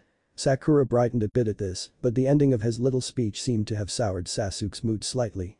The girl nodded and focused her will into the sphere. Not entirely surprising, but you'll also need some work, though opposite to Naruto, Sakura's sphere had one blue and brown click, with 4 darkened ones above each. Her chakra capacity was only half a click, but her potential was 5 clicks. Her yin chakra had 5 clicks, while her yang only held 1. Alright then. The training will proceed in the following pattern. In the morning, you will have chakra control exercises as a team, followed by elemental training individually. Each will proceed for 3 hours. Then there will be a 2-hour break for you to search the forest to find food and necessary supplies, as well as eat lunch. After that, 3 hours of individual weapons training. Finally, in the evening, we will have some combat exercises. Your time is yours after that. Naruto, Sasuke and Sakura only shared one thought at that moment. How much time is ours after that exactly? Seeing the confused faces of his students, Kakashi pulled out his orange book and began reading. He did this to hide his eventual development of giggles. If I hadn't already snapped that team photo, this one would almost be better. Straightening himself slightly, Kakashi dusted off his pants absent-mindedly before turning to the group. Today's the first day of training, guys, so let's get in there, shall we?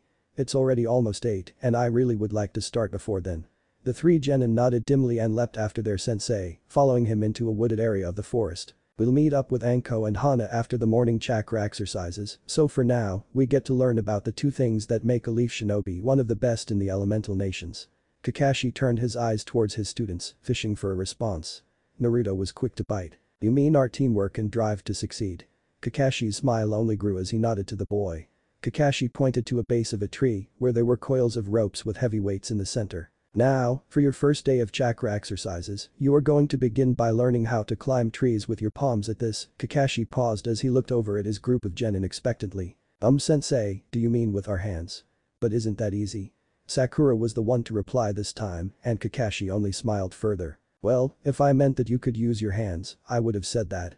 Here, I'll give you a visual example of what I mean. At this, Kakashi walked up to the nearest tree, placed his hands flat on the trunk so that it was not holding anything, and then pulled his body up before placing one hand higher than the other. He then supported himself momentarily and repeated the motion, bringing his hands even. And, once you can all reach the top of the tree this way, I'll teach you how to get down more easily. Kakashi pulled his knees to his chest and planted his feet on the tree.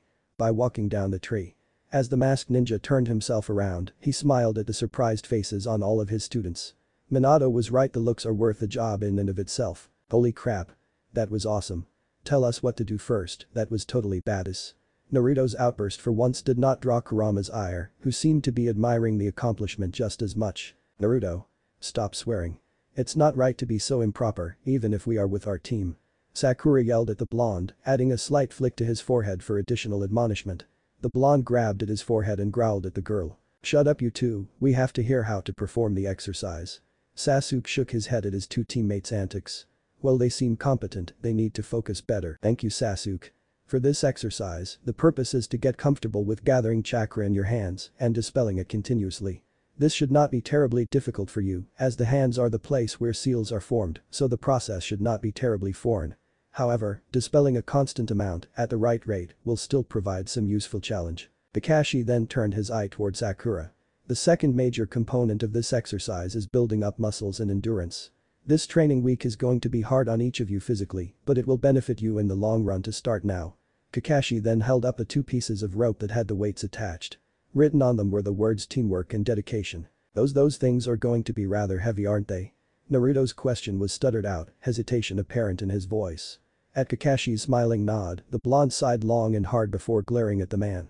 Well, I'll appreciate this later, right now I hate you, Kakashi-sensei. Kakashi shrugged and tossed the weights forward, catching the boy off guard as they hit him in the stomach and he fell to the ground. Those will be stretched between the trees that the 3 of you will be climbing on. The weights, if you notice, have a pulley system attached so that someone higher up can divert some of the weight to themselves while the person who has fallen reclaims their position. The only rule is that you can only use your hands while advancing up the tree. When you are not advancing, you can brace yourself with your legs, but once anyone begins to advance again, you must return to relying only on your hands. Kakashi then turned and threw a kunai harshly behind him, embedding itself roughly halfway up the tree. Not a bad distance. I'd say about 15 to 20 feet. Turning back, Kakashi smiled at his students. That mark is your goal for the next 3 days. By the end of that time, I want to start tree walking individually, but I doubt any of you will complete that by the time the week is out. Kakashi frowned slightly at the lack of reaction out of his team, not a single one of them seemed excited for the exercise. Alright, so why isn't anyone jumping around about how useful this training is now? Kakashi's raised eyebrow looked over the group. Well, because besides improving our chakra control and physical strength, what's the real advantage to learning this way with our hands? Couldn't we do the same thing and start with our feet anyways? Kakashi grimaced slightly at having Naruto call him out. There are two distinct advantages to learning with your hands first. One of them is that it will allow you to learn how to make a strong hold on a target, especially important if an individual is trying to escape from your grasp when being hunted down. Sakura perked up at this, her eyes lighting up a bit. You mean by pretending the person's body was a tree? That way you can grasp onto them and it will be harder for them to get away. Kakashi nodded to that, smiling at the girl's blush for getting something correct. The second thing that is useful is that learning how to expel a constant amount of chakra from any point on the body is advantageous to chakra control. Hands are the easiest location to get this concept down, and so we begin our training by focusing there. Feet on the other hand are the most difficult location to learn. By tackling the hands first, we can easily progress to mastering the feet afterwards. Kakashi gave a slightly pointed look to Naruto and Sasuke. By starting with things that we can master easily, we can make sure that the more difficult concepts are understood and applied more readily. I would never ask the three of you to master tree climbing in a week unless I was sure that you absolutely needed the power boost it could give for some dire reason. Sasuke grimaced at the fact that they were apparently taking the slow route but nodded nonetheless in understanding. Now then, why don't you three begin? Sakura, you should take the middle position and have Sasuke and Naruto take up one of the trees on either your left or right. Seeing as how the process of sticking to the tree will come easier to you, why don't you take over for leading this exercise? The girl blinked at being left in charge but nodded in acceptance. I have to go take care of a couple things for your afternoon training, so I'll be back in a bit. However, Anko and Hana both wanted you to know that they'll be making rounds to check in your progress. Any sign of slacking off and I'll call the whole training trip. Kakashi smiled as he saw Sasuke stiffen slightly at that. Good, that'll make sure they are all nice and driven. As he was walking off, he heard the sounds of the three rushing towards the trees to get into position. Not 5 seconds afterwards, he turned at the sound of a sudden loud noise, where he saw Naruto bowled over on the ground, apparently having exploded off the tree from channeling too much chakra to his hands. Yeah, they're going to be an interesting group. Kakashi chuckled and pulled out his book, deciding one last dig was too good to miss. Oh, and Naruto, do try and not to make too much noise. Wouldn't want to attract any of the bloodthirsty predators around here, you know. Kakashi chuckled at the paling expression on his students' faces before disappearing into a swirl of leaves. Kakashi waited patiently outside the Hokage's office. He had a morning report to give about his team and more than a few questions for the man. Still can't believe sensei even wanted his son's identity kept from me, guess there really was a reason to keep it under wraps, though Kakashi looked out over the village. The villagers were unaware of the Jinchuriki living in their midst, and compared to the treatment that the villagers gave to a Nine-Tails puppet during the seasonal festivals, Naruto had gotten off with much less grief than originally. Makes me glad I made that trade with Asuma. Without that, I would have missed the opportunity to work with sensei's son. The Hokage's office door opened at that time, and Kakashi was ushered in as a fellow Jonin left the room. From the downcast look on the man's face, that team had apparently not passed their Genin exam. Ah, Kakashi. I take it that the training exercise was a success, as I processed a training mission request earlier. Kakashi nodded to the Hokage, settling himself into the chair across from the venerable old man. Yes, they did very well and learned the concept of teamwork almost too easily. However, Sasuke and Sakura both seemed willing to sacrifice Naruto's well-being rather quickly. Still, they are at least getting along from what I observed so far. Sarutobi nodded at this description, asking Kakashi to continue. However, Sasuke seems definitely pleased at the willing training already. I'm hoping to temper that and help them develop individual styles over the course of this week, but I fear he may still be set on achieving his revenge.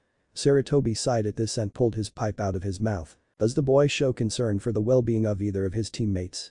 Kakashi shook his head in the negative, drawing a second sigh. We have to be careful with molding that team of yours into a hunter nin squad. I've the council breathing down my neck about protecting the Sharingan as a village Kekkei Genkai, so I cannot let the boy become a flight issue. Kakashi nodded, taking a moment to look solemn for once. I think this team is going to be a challenge for me. I'll have 2 high-priority targets to watch out for on missions, both in the last Namikaze and the last Ichigo. That's not even to mention what I believe is a village secret in Sakura herself. The third nodded in regard to that, linking his fingers together in thought. I have reviewed some of Danzo's files and come across a few disturbing things. It seems that she is a legacy of Orochimaru's research, though not in the ways that would be expected. Her biological mother died in childbirth and she was adopted by her current family. However, because Orochimaru was involved and the experiments were of an unknown nature, Danzo had her placed with a family of ninja in case of any complications. The third turned and coughed heavily for a moment, waving off help from Kakashi. It should be considered lucky then that the Mokuton has returned, and apparently with someone that can be considered loyal to Konoha. The third nodded in agreement but frowned as he looked fixedly at Kakashi. The report also mentions possible feelings between Sasuke and Sakura. Though I know this will probably go outside of your normal mission parameters, you must at all costs keep a romance from developing between them. If the legacy of the Senju was passed on with the Mokuton and that were to combine with an Uchiha, that could be catastrophic for the shinobi populace. Kakashi frowned for a moment at the third, lost as to what he was referencing.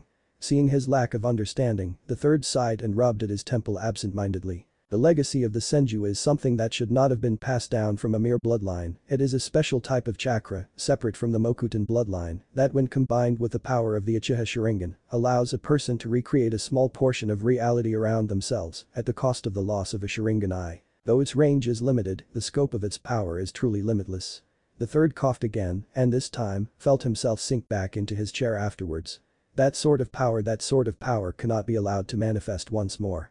It is a power that no mortal should be allowed to wield.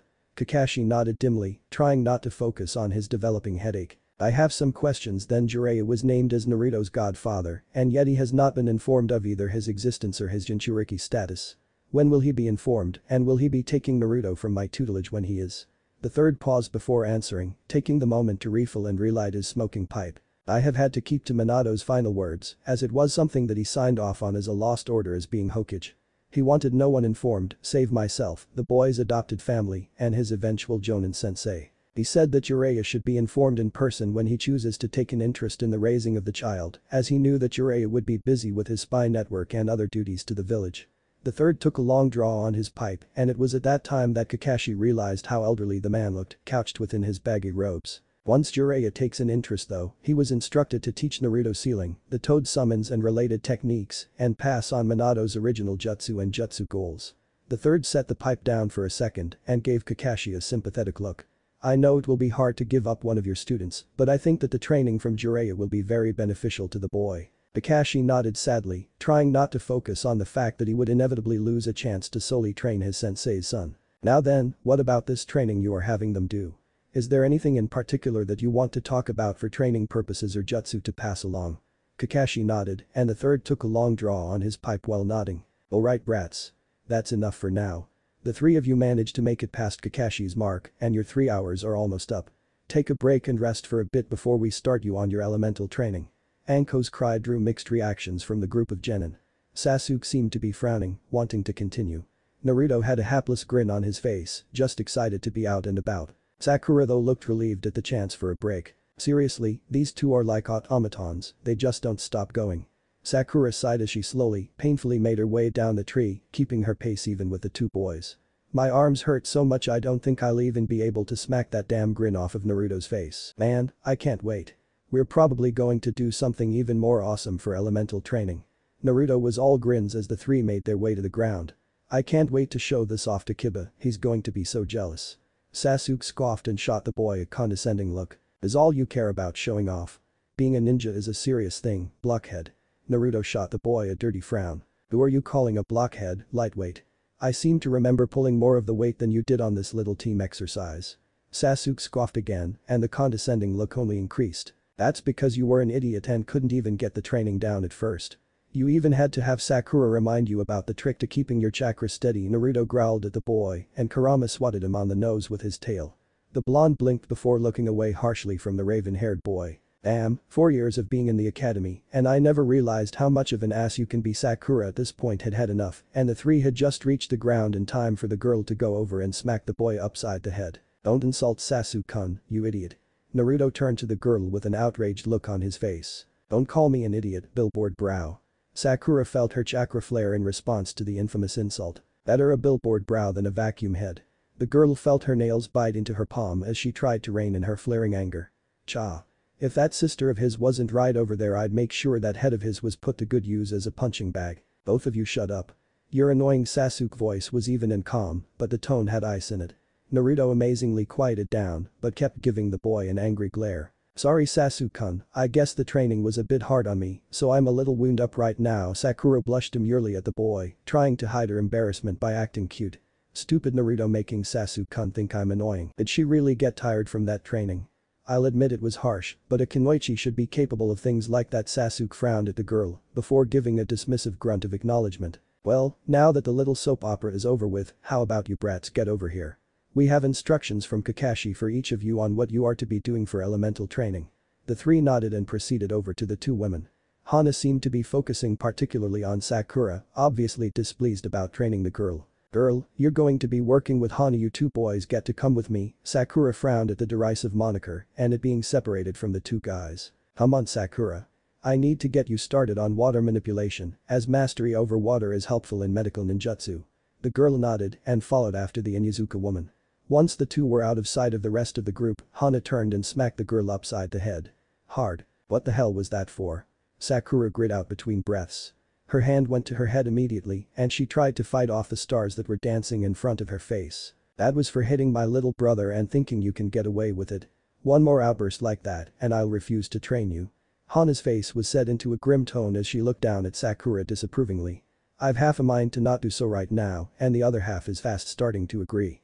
Sakura's face quickly took on an apologetic look, but Hana held up a hand to the girl. Save it. I'm not the one you need to apologize to. As long as I've heard that you've done so before the end of the week, I'm not going to hold it against you. Sakura nodded in understanding, and the Inuzuka gave the girl a slight smile. I'll make you a deal though. Once you and Naruto become good teammates, if you notice something that I would disapprove of as a sister, you can threaten to tell me about it. That will surely give the same message as hitting him and allow you to continue training with me. Sakura smiled at that and nodded eagerly. So, what are we going to be learning about water manipulation? Hana smiled and pulled out a small bowl filled with rice. Sakura looked at the bowl oddly.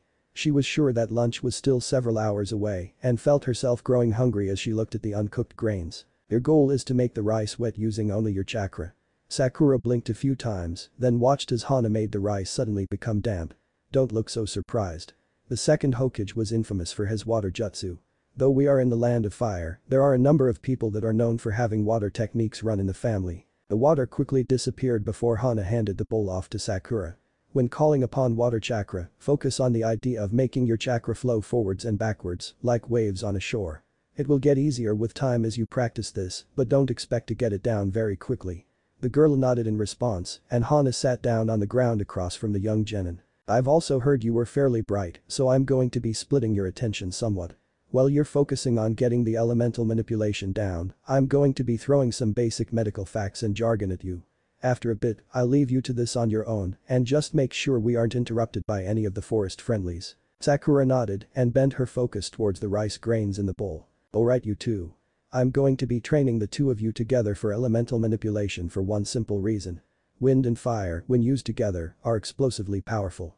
This got the two boys to give Anko an appraising look. But if you don't have the necessary teamwork to work together, you end up just having the techniques explode in your face. As such, Kakashi and I have decided to do a little bit of a different training than usual. For the two of you, Naruto and Sasuke both blinked in surprise at each other before turning back to the woman with at least agreeable smiles. So, what's this awesome training you have whipped up for us? It must be something extra cool if we are going to be working together to get our elemental training down. Anko couldn't help the smile that crept across her face. That's right Gaki, your ultra super baddest training. As she paused for a few seconds and smiled inwardly as she finally noticed the stoic Uchiha take the bait, don't burn the leaf. At this, she handed a slightly singed leaf to Sasuke, who noticed small embers in the center slowly creeping outwards. What? That has to be the most lame-ass training I've ever heard of. Naruto exclaimed, Kurama yipping in agreement from the boy's shoulders. Shut up and let me explain, idiot. Naruto, you need to focus on making your chakra razor sharp directly over the leaf. Imagine two edges of chakra grinding together into a fine point. Sasuke, you need to not only draw up your fire chakra as you have in the past, but use it to suppress the enhancement of the flames that Naruto's wind chakra will give to the embers on the leaf. Sasuke frowned at hearing his role in the training. Why do I have to make sure that Naruto doesn't screw the training up? Shouldn't he be using the wind chakra to put the flames out? Anko smiled at the boy, but not in a way that was at all comforting to the last Uchiha. Look, in order for Kakashi's plans for you two to work, you need to be able to manage and direct the heat that Naruto's wind chakra will enhance. If you can't do that, when the two of you team up, there will be nothing but an explosion in your face and charred corpses. What's the point of me teaming up with an idiot like him anyways based on the tree training today, he'd only get in my way and slow me down. Sasuke looked seriously irked by this turn in events, and the cuts and scrapes on his arms only added to his distress. Oh shut up you crybaby. So I fell a couple of times, it's not like you didn't fall any either. Sasuke gave the boy a vicious glare, and the two looked to be on the verge of fighting before kunai sliced both of their cheeks. Now listen here brats, I'm out here helping Kakashi because he asked me real nicely. I'm not going to deal with punk brats like you mouthing off and trying to get out of training. Now shut up, sit down, and don't burn the leaf. If you can manage that for as long as I want you to over the next couple of days, I'll even pass on a couple of jutsu for you to practice on your free time and get down together, alright? That got the smirks the woman wanted out of the two boys. Of course, Kakashi already was going to have me teach them to you anyways, but you don't need to know that for now. Sounds drifted to Kakashi as he flitted through the forest, racing back to his new squad. They should be done with their basics for now, so I guess I should stop back and find out how they've been doing from their instructors still. I'm irked that the Hokage would not let me pass on the shadow clone to Naruto yet. The boys got the chakra reserve to handle it, but without his permission, I really should not pass down any of the forbidden techniques. As Kakashi was nearing the clearing that he left the group in, he saw a large gout of flame suddenly leap up from the forest floor. God damn it Sasuke. I swear you're trying to burn my eyebrows off at this rate. Kurama almost got singed with that one too, you bastard. As Kakashi landed in the clearing he found a laughing Anko, a singed and pissed off looking Naruto, and a sneering Sasuke. If you can't handle your wind chakra, maybe you should go and work on it on your own more. I've been doing this for a couple of years now, if there's any reason it keeps exploding in flames, it's because you're trying to force the wind chakra too much, idiot. Naruto growled at the boy's verbal abuse, staring him down derisively. Now Sasuke, you'll get plenty of one-on-one training with me later. I need you and Naruto to get this training down though in order for some of the combined jutsus I have in mind for you two to work out. Kakashi smiled at the pair, drawing dirty looks from both of the young males. I guess the teamwork training hasn't been going so well today, oh well, it should improve over time I hope. Kakashi-sensei, why does an awesome team like Kurama and I need to work with a loser like Sasuke? I mean, how hard would it be for one of us to pick up fire chakra too? Kakashi shook his head at the boy, smiling a little still. While it is possible for one to learn multiple natures, that usually isn't possible until after one has mastered at least one element. On top of that, it is usually exceedingly difficult to master a nature which opposes an individual's original affinity. Kakashi turned to look at Sasuke with a smile on his face. Because Sasuke has a lightning element, learning wind manipulation will be very difficult for him. His look shifted back to Naruto, the smile still on his face. At the same time, as you have a wind element, learning fire techniques will be exceedingly difficult for you. As such, in order to achieve your full potentials, it is tantamount that the two of you work together to address some of your pitfalls. The result was a bitter pill for the two boys to swallow, and after a quick glance at each other, they turned harshly away, snorting at the same time. Anko was chuckling as she approached Kakashi and shaking her head at the antics of the two genin. They've been like this the whole time Kakashi, and I have to admit, it is really damn funny. Kakashi sighed as he gave his fellow jonin a hangdog look. What was the longest they were able to keep it from exploding into flame? Anko just chuckled harder at the comment, getting a frown out of Kakashi. The longest the two of them have managed it so far is about a minute. They've got a long way before they can manage a full 3 minutes like you want. Anko's speech was littered with chuckles as she giggled at the antics of the two boys. That's just because this idiot keeps messing up. Both boys cried out, pointing an accusatory finger at the other. Before the fight could escalate, Kakashi quickly appeared between the two of them.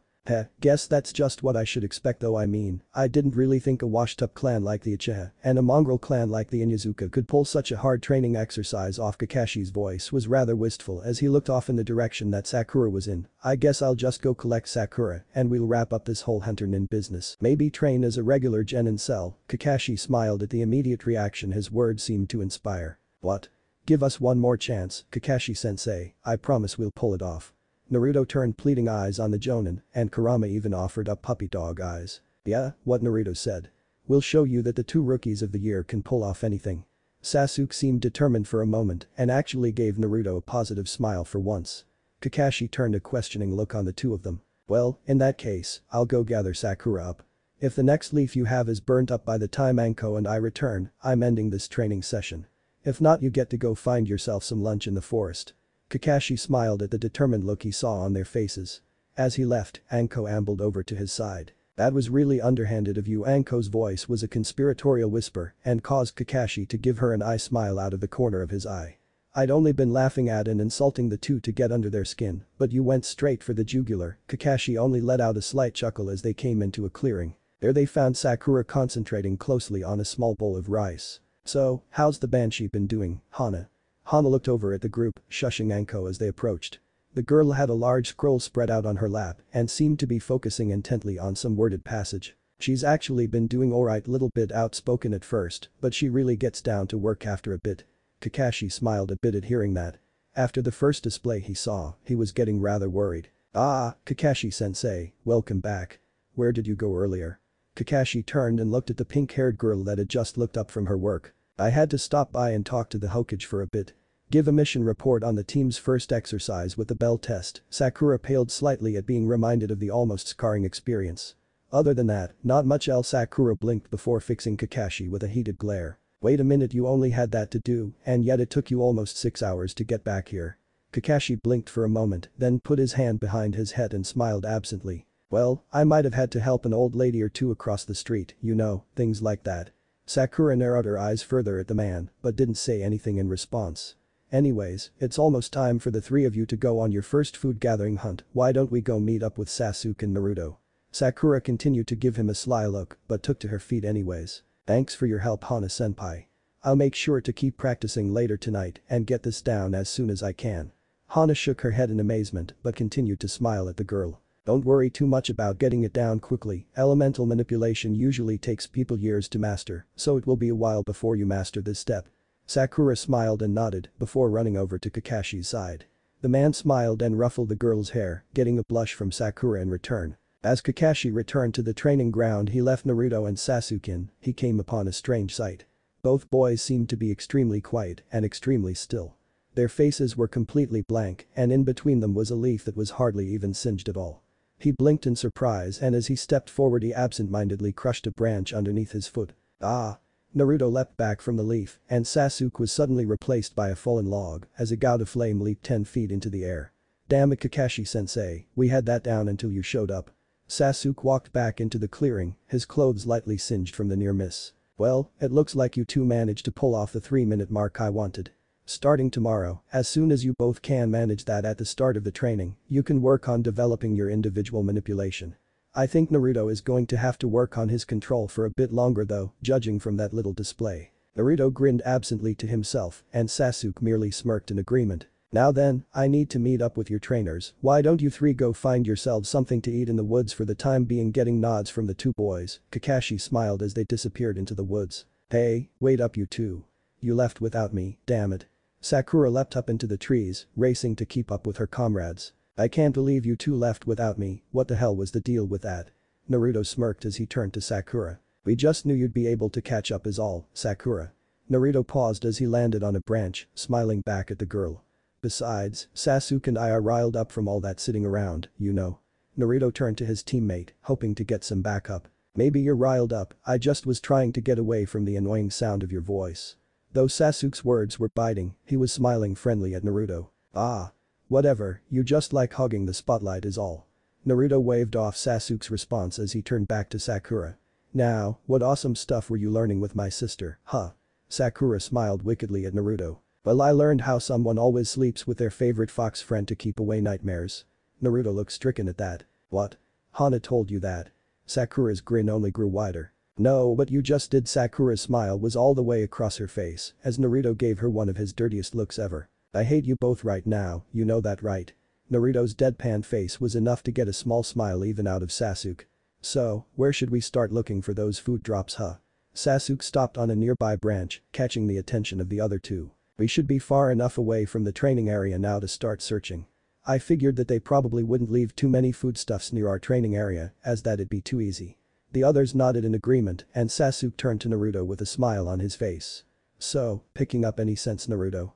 Naruto and Kurama both blinked at Sasuke before closing their eyes in unison. "I got something near here, but there are a lot of scents similar to Anko-sensei near it. We probably have some food of ours in a snake-infested area." Sasuke nodded in confirmation. "I'll lead the way, so you guys just follow me. I'll stop outside of the smells range so we know just how close we can get." The two nodded and proceeded to leap through the trees. Naruto stopped them after a while, a single fist held up silently. The motion was hardly necessary though. That is a lot of snakes. Sakura for once was left dumbfounded. Ahead of them was a snake hive. The ground and trees seemed alive, there was a number of them writhing over the trees, along the ground, and surrounding a hole in the ground where the snakes seemed to be pouring. Yeah, and they are also our main problem. The smell of the food is coming from inside that hole. Sasuke turned to look at Naruto and shook his head. I know how to clear them out. Give me your explosive notes. Sakura blinked at the boy before pulling one from her weapons pouch. Naruto gave the boy a grimace before pulling out a wad of paper. The rest of mine are in my pack, sorry, but I thought we'd at least have our camping supplies with us, so I packed most of mine with my other gear. Sasuke grimaced at the answer, but nodded in acceptance. Naruto for his part handed 12 over, making the boy give him a questioning look. I was told to always keep my explosives note on me in case I was separated from my equipment. Sasuke blinked but nodded again in agreement. I only need 4. Sakura, take yours back. I'll add 1 of mine, and we can use 3 of Naruto's. Naruto grinned and rubbed the back of his head while smiling. 4 explosive notes were quickly lined up on kunai and flung towards the corners of the hole. Naruto watched the explosives flying towards the hole, and at the last second Sasuke shot out a large fireball, racing towards the center. Naruto kept his eyes on the explosion as it happened, staring straight into the burgeoning firestorm. Sasuke did not even seem to be paying attention, jumping to the ground and racing towards the hole, even as snakes fled quickly from the destruction. Naruto, stop staring at the explosion and move, damn it. This is no time to be gawking around like a loser. Naruto shook himself to see Sakura and Sasuke racing away from the hole, pulling along what looked to be a large backpack with the Inuzuka crest on the side. That crazy bitch put all of my stuff in a snake hole. Oh, I am so getting back at her later. The crazy snake bitch. Naruto jumped down and took some of the weight from his teammates, throwing a spare explosive note behind him as the snakes approached. Naruto stopped to watch in glee as the snakes were blown to pieces by the explosion. Naruto, less staring, more running. This is seriously uncool, you know. Sakura's screech got Naruto moving again, racing to catch up to the retreating forms of his teammates. Anko suddenly looked over towards the far horizon. In the distance, she could see large amounts of smoke and what seemed to be the flickering lights of fire.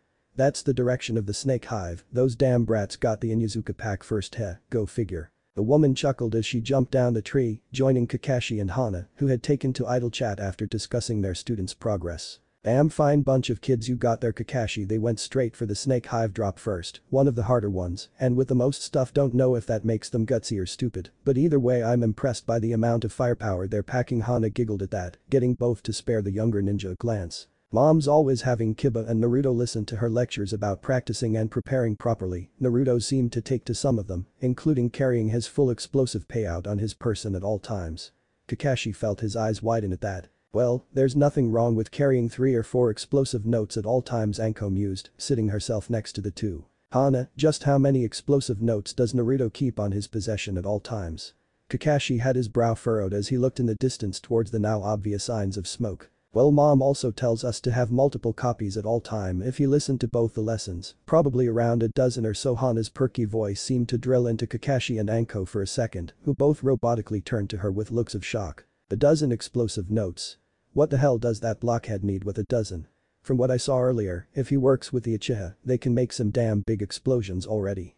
Hana smiled ruefully as she nodded at Anko. Yeah, Naruto was always kept away from the explosive notes when he was younger. He seemed to take to them very well when he was young. I was always worried he was going to blow Kiba sky high. The girl finished with a laugh as she took in the looks of her comrades. Don't worry though, I'm sure he wouldn't destroy too much of the forest, unless there are snakes or spiders. He really hates those things with a passion. Kakashi shook his head, while Anko hung hers in embarrassment. I just had to put it near the snake hive, didn't I? Kid probably went after it to get back at me. Hana just giggled at Anko and pulled more food from her bento. I'm just glad that those 3 are progressing as well as they are. By the end of the 3rd day, I'll probably even be able to pass on some tricks to them with any luck. Kakashi took a draw from a cup of tea as he watched the area the smoke was coming from, though I may have to put out that fire if it goes on much longer. Shit, Sasuke, what did you do to make that explosion so massive?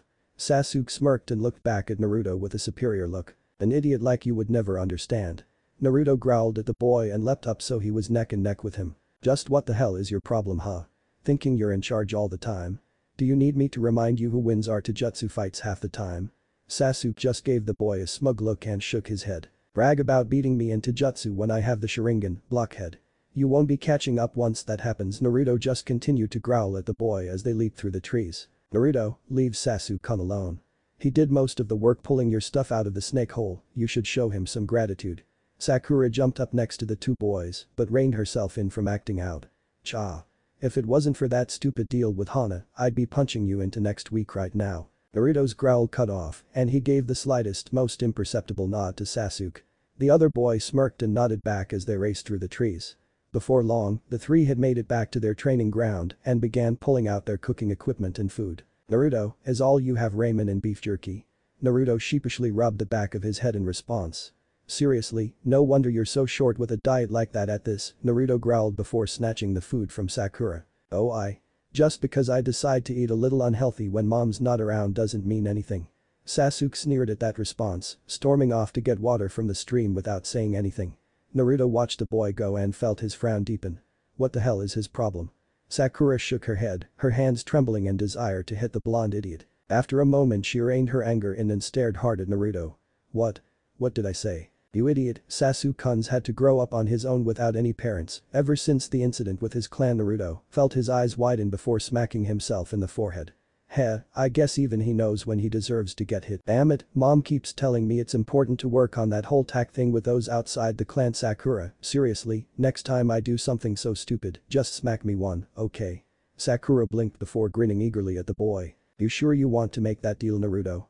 Naruto blinked in surprise before smacking himself in the forehead again. You know what, never mind. It's more fun to see if I can get you to hit yourself. Kurama gave a small yip of agreement before jumping on top of Naruto's head. Thanks man, one of these days I swear I'm going to get this whole thinking before I speak thing down. Sasuke walked back into camp at this time, his shoulders slumped from carrying buckets of water. Why would you do that, blockhead? It's more fun hearing what comes out of your second-rate mouth all the time. Naruto gave the boy a wicked look before shaking his head and sticking his hand out. What's that for? Sasuke's voice was suspicious as he looked at the outstretched appendage. It's called shaking, even dogs know how to do it. As Sasuke scowled at him, Naruto fought the urge to smack himself in the forehead again. It's supposed to be for creating a truce between two groups. Sasuke blinked before giving an even more curious look to the boy. Why would I want a truce with you? What can you offer me that would make me want to stop arguing with you? Naruto fought down the growl in his throat before smiling wickedly. Well, if you don't, I can use my tracking abilities to help all your fans track you down. Sasuke paled considerably at that before shaking hands with Naruto quickly. That includes helping Sakura too, you know. Unless it's for a team meeting or something. Sakura paled in turn at Sasuke's addendum. Naruto, don't you dare make a truce with Sasuke, damn it. Eternal rivals forever, that's what you two should be. Sakura screamed, trying to jump between the two boys. Kurama yipped in warning before jumping and scurrying around the girl's neck. You'll help me track down Sasuke-kun, right Kurama? Unlike Naruto. Kurama yipped in agreement, getting Sakura to snuggle the fox to her chest. You traitor fox. Kurama yipped several things back at Naruto, causing the boy to blush in response. You don't say you're telling me all about that later, boy. Sakura looked between Naruto and the fox before walking up and smacking Naruto upside the head. It's rude to talk about a lady in front of her, you idiot.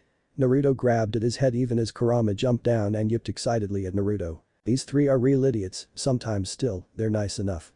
So long as they don't distract me too much, maybe it'll be alright to get to know them. Sasuke's scowl lightened ever so slightly as he looked at the three of them. Well, looks like you three made out rather well for yourselves on your first hunting trip. Kakashi walked into the clearing, Hana and Anko flanking behind him.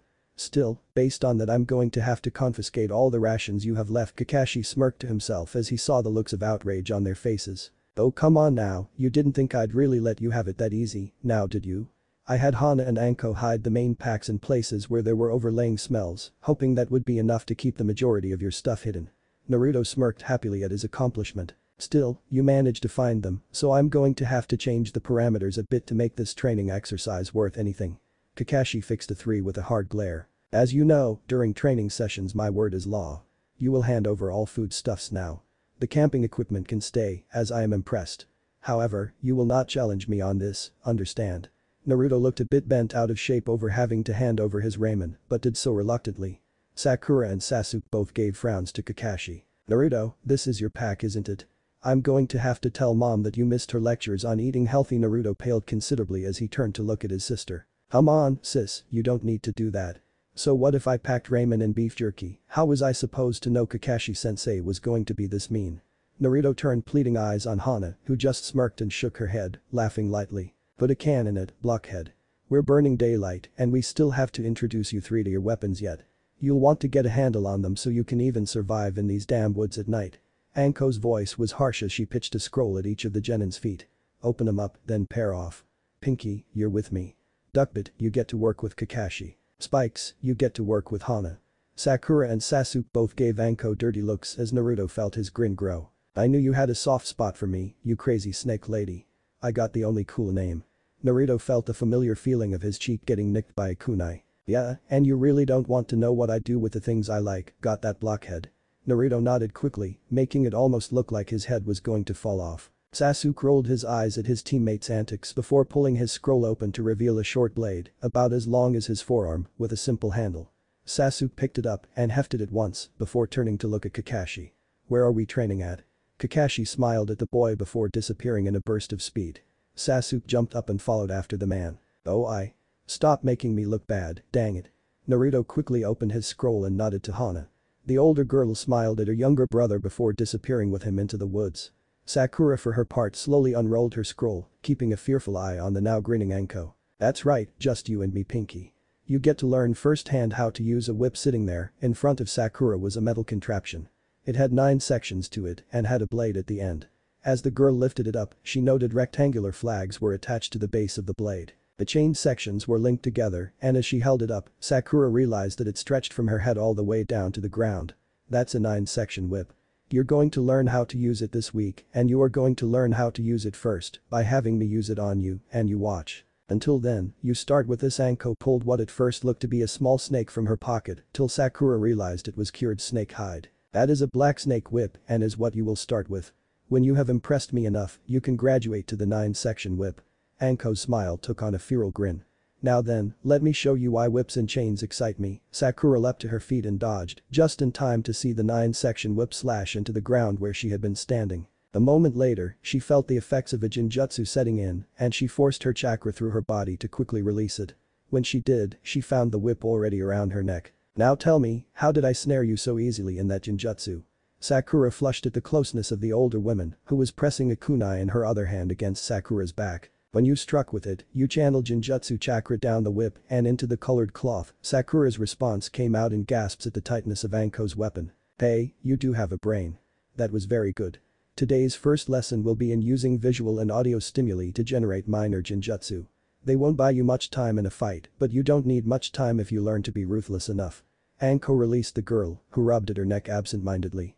You first need to manage to make the whip I gave you crack at will. Once you've done that, I'll set up some targets for you. After some target practice, you get to learn how to make a Genjutsu from the sounds of a whip cracking, as well as get in some combat practice with using them on me. Anko smiled at the last bit. Of course, I'm not just going to stand there to get whipped, I have to get in on the fun too, you know. Sakura felt her face pale, but she forced herself to stand and look Anko in the eye. Haha, now that's the spirit Pinky.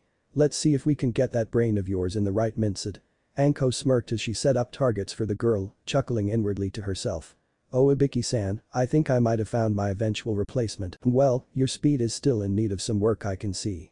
Oh well, the tree climbing exercise will help with that, no doubt. Kakashi turned to regard Sasuke calmly, taking in the boy's panting appearance. Right then, you get to learn how to use that tanto of yours. Sasuke stood up, forcing his breath even as he regarded Kakashi carefully. The training sessions between us will consist of me first showing you some basic patterns of movement and then you repeating them. After an hour of that, we have sparring for 2 hours, where you are to only use the moves that I showed you during the beginning of the session. Sasuke nodded in understanding to Kakashi, but a slight frown was on the boy's face. If you are wondering why I'm having you copy my movements, it is because I feel my Sharingan most active at those times. With any luck, sessions like these will help increase the odds of you awakening yours sooner. Sasuke blinked in surprise at the explanation before grinning widely. Sounds like fun. Let's get started then. Kakashi smiled tiredly at the boy, pulling out a tanto of his own. Sis, why do I have to learn how to use a bow? Sakura and Sasuke get cool weapons, and I'm stuck with a lame old bow. Hana rolled her eyes at her little brother, before flicking him lightly in the forehead. Quiet you. The bow is a traditional weapon of the Inyazuka. Our bond with dogs and originally wolves stemmed from our history as hunters. Bows are the ancient weapon of our clan, so you were bound to have to learn how to use one at some point. Naruto frowned at the response, but nodded in agreement. Besides, Kiba doesn't get to start learning how to use his until he's a Chunin, so you can brag to him about that later. Hana giggled at the smile that came over the boy's face. Why didn't you say that sooner? Oh man, this is going to be awesome. Hana rolled her eyes again at her brother and Kurama swatted him with his tail to make the boy quiet down. Thanks Kurama, the fox gave the girl an appreciative nod. Now then, the thing is bows are pretty easy to learn how to use, they just require practice. I'm going to leave you to that on your own time. What I want you to focus on is learning how to make the Gatsuga pass through into your arrows. Naruto blinked up owlishly at his sister before nodding and putting on his thinking face. So, if the arrows spin like the Gatsuga, they should be able to pierce a lot of enemies, but wouldn't the chakra of the Gatsuga destroy the arrow? Hana smiled at her younger brother before pulling out some oddly shaped arrows. These are metal chakra arrows. They are a specialty of our clan, and the secret of making them have been passed down for quite a while. You get to learn how to channel your chakra in the way that Gatsuga is performed into these arrows over the next week. Naruto's eyes seemed to go wide as he looked at the precious tools. Hana smiled at the look and reached out to ruffle her brother's hair. Now then, I've set up some targets in the woods near here. Let's see if you can find and shoot them all down before our time's up, okay? Naruto nodded in return to this, pulling his bow out from behind his back. It was a simple black compound bow, seemingly made of the same material as the arrows were. The bow had a heavy feel to it and as Naruto drew the first arrow, he just knew that it would rip straight through almost any normal target. Alright, I'll get this down in no time, just you watch. Naruto knocked the first arrow as he looked around the woods.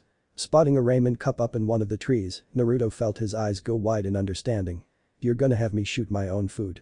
His look of outrage turned on Hana, who only smiled mischievously. If you don't like my choice in targets, I really will tell mom what you decided to bring on a long-term survival mission. Her voice was complete sweetness and Naruto scowled at the girl. You're so mean sis, I doubt the others have to deal with teachers as mean as you are. 3 hours later found Sakura passed out in a clearing, her body covered by small cuts and her head resting lightly against a tree.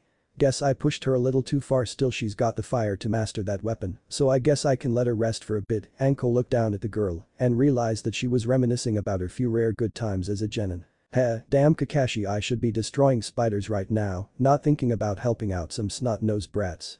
Anko was brought out of her musings as she noticed the approach of Kakashi and Sasuke. Took you too long enough.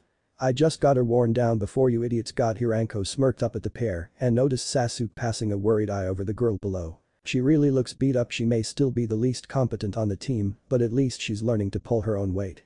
Sasuke wearily dropped to the ground, wincing in pain at his leg's own protesting. Guess I'm hurting a bit too still, feels great to get this much training done in such a short amount of time. Sasuke felt himself slide down against the tree, settling in next to the girl. Man, what happened to you two? You look like hell warmed over twice. Naruto landed in the clearing. He looked the least out of shape or breath and Sasuke scowled up at the boy. Unlike someone else, the two of us just worked our asses off for the last 3 hours. Naruto returned the boy's scowl before looking away harshly. Sakura woke up at this point and blinked blearily at the two of them. What's up? Is our week over with already? Sasuke rolled his eyes at the girl and Naruto shook his head ruefully. Sorry sleeping beauty, we still have 6 more days to go until we're released. Sakura blushed at Naruto's compliment and pulled herself to her feet looking away. Cha. Wish Sasuke-kun would say stuff like that. Ino would never live that one down. Well, now that the 3 of you are up and about, we'll give you a few moments to collect yourselves and then the 3 of you are going to go head to head in a sparring match. That got the reaction Kakashi was hoping for. Naruto and Sasuke both perked right up and seemed to be at attention. Why don't we make it sporting? Kakashi, since the runt has a fox partner, he can fight against Sasuke and Sakura together. Naruto sputtered and turned an angry eye on Anko. This is because I helped blow up your snake nest, isn't it? Anko merely smiled and winked at the boy, making him growl. Come on, second best. You always are spouting off how you're better than me, well, here is your chance to prove it. Sasuke grinned at Naruto, hoping to goad him into fighting. Now remember, this fight is only Taijutsu based, no elemental ninjutsu or genjutsu allowed. Kakashi fished around in his pockets before pulling out 3 more scrolls. These are your training weapons, they are dulled and blunted so as to prevent permanent injury, however the slashing sections are covered in paint so we know when a direct hit is scored. Naruto gave a feral grin while looking at Sasuke. Let's see those eyes of yours beat me. No, ducked. Sasuke scowled at the boy and pulled out his own tanto. In an instant, the 3 ninja had disappeared in a blur, fighting on the nearby open clearing. You think it's wise to encourage those 2? Kakashi, they are both alpha males by nature. This keeps up and one of them is really going to hurt the other. Kakashi waved off Hana's concern and gave her a lazy eye. That's why I have you along, Hana, a good medic is there to make sure training accidents in hunter squads don't go too far. I have a lot of hope for this team, I think they are going to do just fine. Hana rolled her eyes at the lazy scarecrow and tried to hide her worry as she watched their team go at each other viciously. Naruto and Sasuke stood panting, each facing the other. Sakura and Kurama had bowed out a while ago and now sat on the sidelines, watching the fight silently. Each boy was shaking from the effort of standing and seemed to be on their last legs. "You're right, bastard, you know that, right?" Sasuke smirked and nodded at the boy, too weak himself to say anything. The two boys rushed forward, each gripping a practice kunai, before thrusting at each other. Sasuke had just enough reach on Naruto for his to land first and knock the boy to the side. "Sorry, but you still come up short." Naruto. Sasuke reached a hand down to help the boy up and Naruto grabbed on, pulling himself to his feet. "That was good, you three, though. Sakura, you need to continue to work on your stamina once this training mission is over with." Sakura nodded to Kakashi as he approached the clearing. "Well, you three are done for the day and there are a few hours left. Hana and Anko have removed the food from the training area, so you're on your own for food for the next couple of days. Good luck and try not to get killed. We'll stop back in for training tomorrow morning at the same time." Kakashi smiled at the group and pitched several bottles of water to the kids. Turning, he waved lazily over his shoulder as he exited the clearing. Both boys seized on the water and immediately began guzzling it down. Sasuke came up first from his drinking and looked around the training ground. There were small craters here and there from where Sasuke and Naruto had thrown each other. Though he still is second best, he is not a bad opponent. And Taijutsu shaking his head, the boy took another swig of water before looking at the others. "We should head back to our campsite. Sakura, even though you bowed out earlier, you still look the most tired, so you should manage the camp while Naruto and I get wood and food." Sakura nodded in acceptance to that and Kurama raced over to jump on top of Naruto's shoulders. "I'll get the food, Sasuke. My bow will let me hunt things from a distance and with your fire jutsu you'll be better off starting the fire." Sasuke nodded neutrally as the group turned to go about their evening tasks. Naruto pulled back on the bowstring, watching as the rabbit came into sight. It was a mother rabbit and Naruto had been following it to her den. Hard to believe that things like rabbits live in this forest, but I guess that the denizens need to live on something. It killed part of the boy to do this, but he knew that predators and prey were a part of the brutal circle of life. Drawing the string back to its utmost, Naruto sighed in and out, waiting for the rabbit to pause in the clearing. The rabbit suddenly froze as it placed itself in front of a small hole. Kurama had slinked into the clearing and was giving off a low growl. The rabbit found itself torn between placing itself between its family and its predator and running. It was then that Naruto loosed the arrow, turning away right before the shot struck home. Naruto swallowed hard as he stood in front of the slain rabbit and turned himself away from the sight of Kurama fishing the baby rabbits from out of the den. They were fairly large, which was good. With 6 of them, that meant enough meat for tonight and the morning. Still, Naruto had to fight to keep his gag reflex down as he skinned them. When Naruto returned to the clearing, he saw a small fire going and that Sasuke and Sakura had scrounged up enough tubers for a small stew. Naruto stepped into the clearing, the meat being carried in a net bag. He set it down near the fire and started cooking it. Upon seeing his downtrodden face, neither Sasuke nor Sakura knew what to say. Sakura came over to the fire first, pulled out the meat and skewered it, sticking it into the fire. She noticed Naruto look away as he did so and Kurama duck his head, curling into Naruto's neck. "Thank you, Naruto, without this, we might not have the strength to go on tomorrow." Naruto's head came around at that and Sakura had to fight to continue while faced with the grief in his eyes. "Thank you and I'm sorry for the way I acted earlier. You're a really dependable teammate and I'm glad I get to work with you." Naruto bit back his words, his face going hard as he struggled not to say anything stupid. But she said, in Inuzuka. "I appreciate what you've done and will take on some of the burden tomorrow as well." Naruto looked up in surprise at Sasuke, who had a neutral but appreciative look on his face. Naruto felt the pain leave his face, but nodded in agreement. With that, the three turned and looked into the fire, each silently awaiting their coming meal. "Well, the days sure have passed quickly, haven't they, guys?" Kakashi looked over his group of genin and smiled at each of them. They had on the same outfits as when they went into the woods, but the man could see that the team that had gone in had not come out. Sakura had her whip positioned at her hip and seemed to brush her hands over it quite often. The girl had worked the hardest overall after the first day and had even gotten Anko to hand over the 9-section whip already, a testament to her blossoming skill. Sasuke seemed to grip his tanto tightly at all times, his hands constantly sheathing and unsheathing it just to hear the sound the weapon made. Naruto had matured quite a bit, becoming quieter and checking over his bow every evening. He cleaned it religiously and kept the arrows clean at all times. Still, Kakashi took pride in the fact that the three seemed to like working with each other and had really developed into a team after a week from hell. "Yeah, but you rookies are nowhere near as green as when you started. I think the Hokage should have this be mandatory for new teams to go through at some point. It really helped you three out a lot. I can't even call you all blockheads anymore." The three kids smirked at Anko, each remembering their training with them in their own specific ways. That's right, from now on, you three have graduated to grunts and underlings, people I have to give some grudging respect. All three kids rolled their eyes at the woman, but smiles were on each of their faces, except Sasuke, who continued with a slight scowl. Come on, you three worked hard. I personally am most proud of Sakura, she improved the most drastically, I'd say. Hana smiled at the girl. Though their first introduction had been rough, they had gotten to know each other better throughout the week and had really bonded. Thanks, Hana-senpai. I'm going to keep working on those scrolls you left me and become a medic in no time. Same to you, Anko-senpai. I promise I'll work really hard and make you both proud. The two women smiled at Sakura, Anko coming up to muss her hair a bit and lean in close to the girl's ear. Just remember what I said, dress like you mean business after this, keep the hair in a bun, and Sakura blushed slightly, already knowing what was coming next. The more repressed a guy is, the hotter it will be when he finally cuts loose. Sakura fought off the nosebleed and her desire to look at Sasuke. That was one thing Anko had beaten into her head the whole week, was how tough guys like him did not want fangirls following after him. Well, I'll see you at home later, okay Naruto?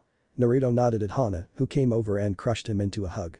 And if you ever need help again, just let me know, okay? Naruto tried to squirm away as he heard Sakura giggle and saw Sasuke smirk at him lightly. Alright, I get it sis, now let me go. Hana just smirked and ruffled his hair before running over to Kakashi. Keep them safe for me, will you? Kakashi nodded before the girl jumped off into the trees. Alright you three, since the day is still young, we're going to go get you your first ninja mission. Naruto and Sasuke each grinned at the other, and Sakura smiled lightly as they followed Kakashi out of the training ground that had been their home for a week. Man, I can't wait to get our first ninja mission. I bet it's going to be something really awesome, you know. Naruto chattered excitedly to Sakura, who just smiled at the boy and shook her head. Knowing you, it'll get way more complicated just because you're on the mission. It's probably going to be something really simple, and you'll turn it into a huge mess. Sakura ribbed Naruto lightly in the side, showing him he was joking. Naruto grinned back at the girl and put his hands behind his head, causing Kurama to stir and nuzzle against his cheek appreciatively. Yeah, but with you and Sasuke there, we'll be able to handle just about anything that gets thrown at us. Sasuke smirked lightly and nodded at the boy in agreement. Hey, Kakashi-sensei, thanks to that awesome training we did with you, what kind of mission can we take now, huh? Something really awesome and cool, right? Kakashi hid his face behind his orange book as he turned a lazy eye on the boy. Oh you know, with that sort of training, I'd say you can take the missions most kids your age take. Naruto turned a puzzled look on the man. That training really wasn't enough to set you three apart from other kids your age. It was just enough for me to feel positive about working with kids like you. Naruto looked at the man in sheer outrage, and Kurama began to growl lowly. Now, calm down. You three are lucky I even passed you, as there was no need for me to take on a team. I haven't done so in the 10 years I've been a Jonin, so don't think I couldn't have refused. As long as we keep getting stronger at the rate we have been, I don't care if you insult us. I'll at least admit that your methods are effective.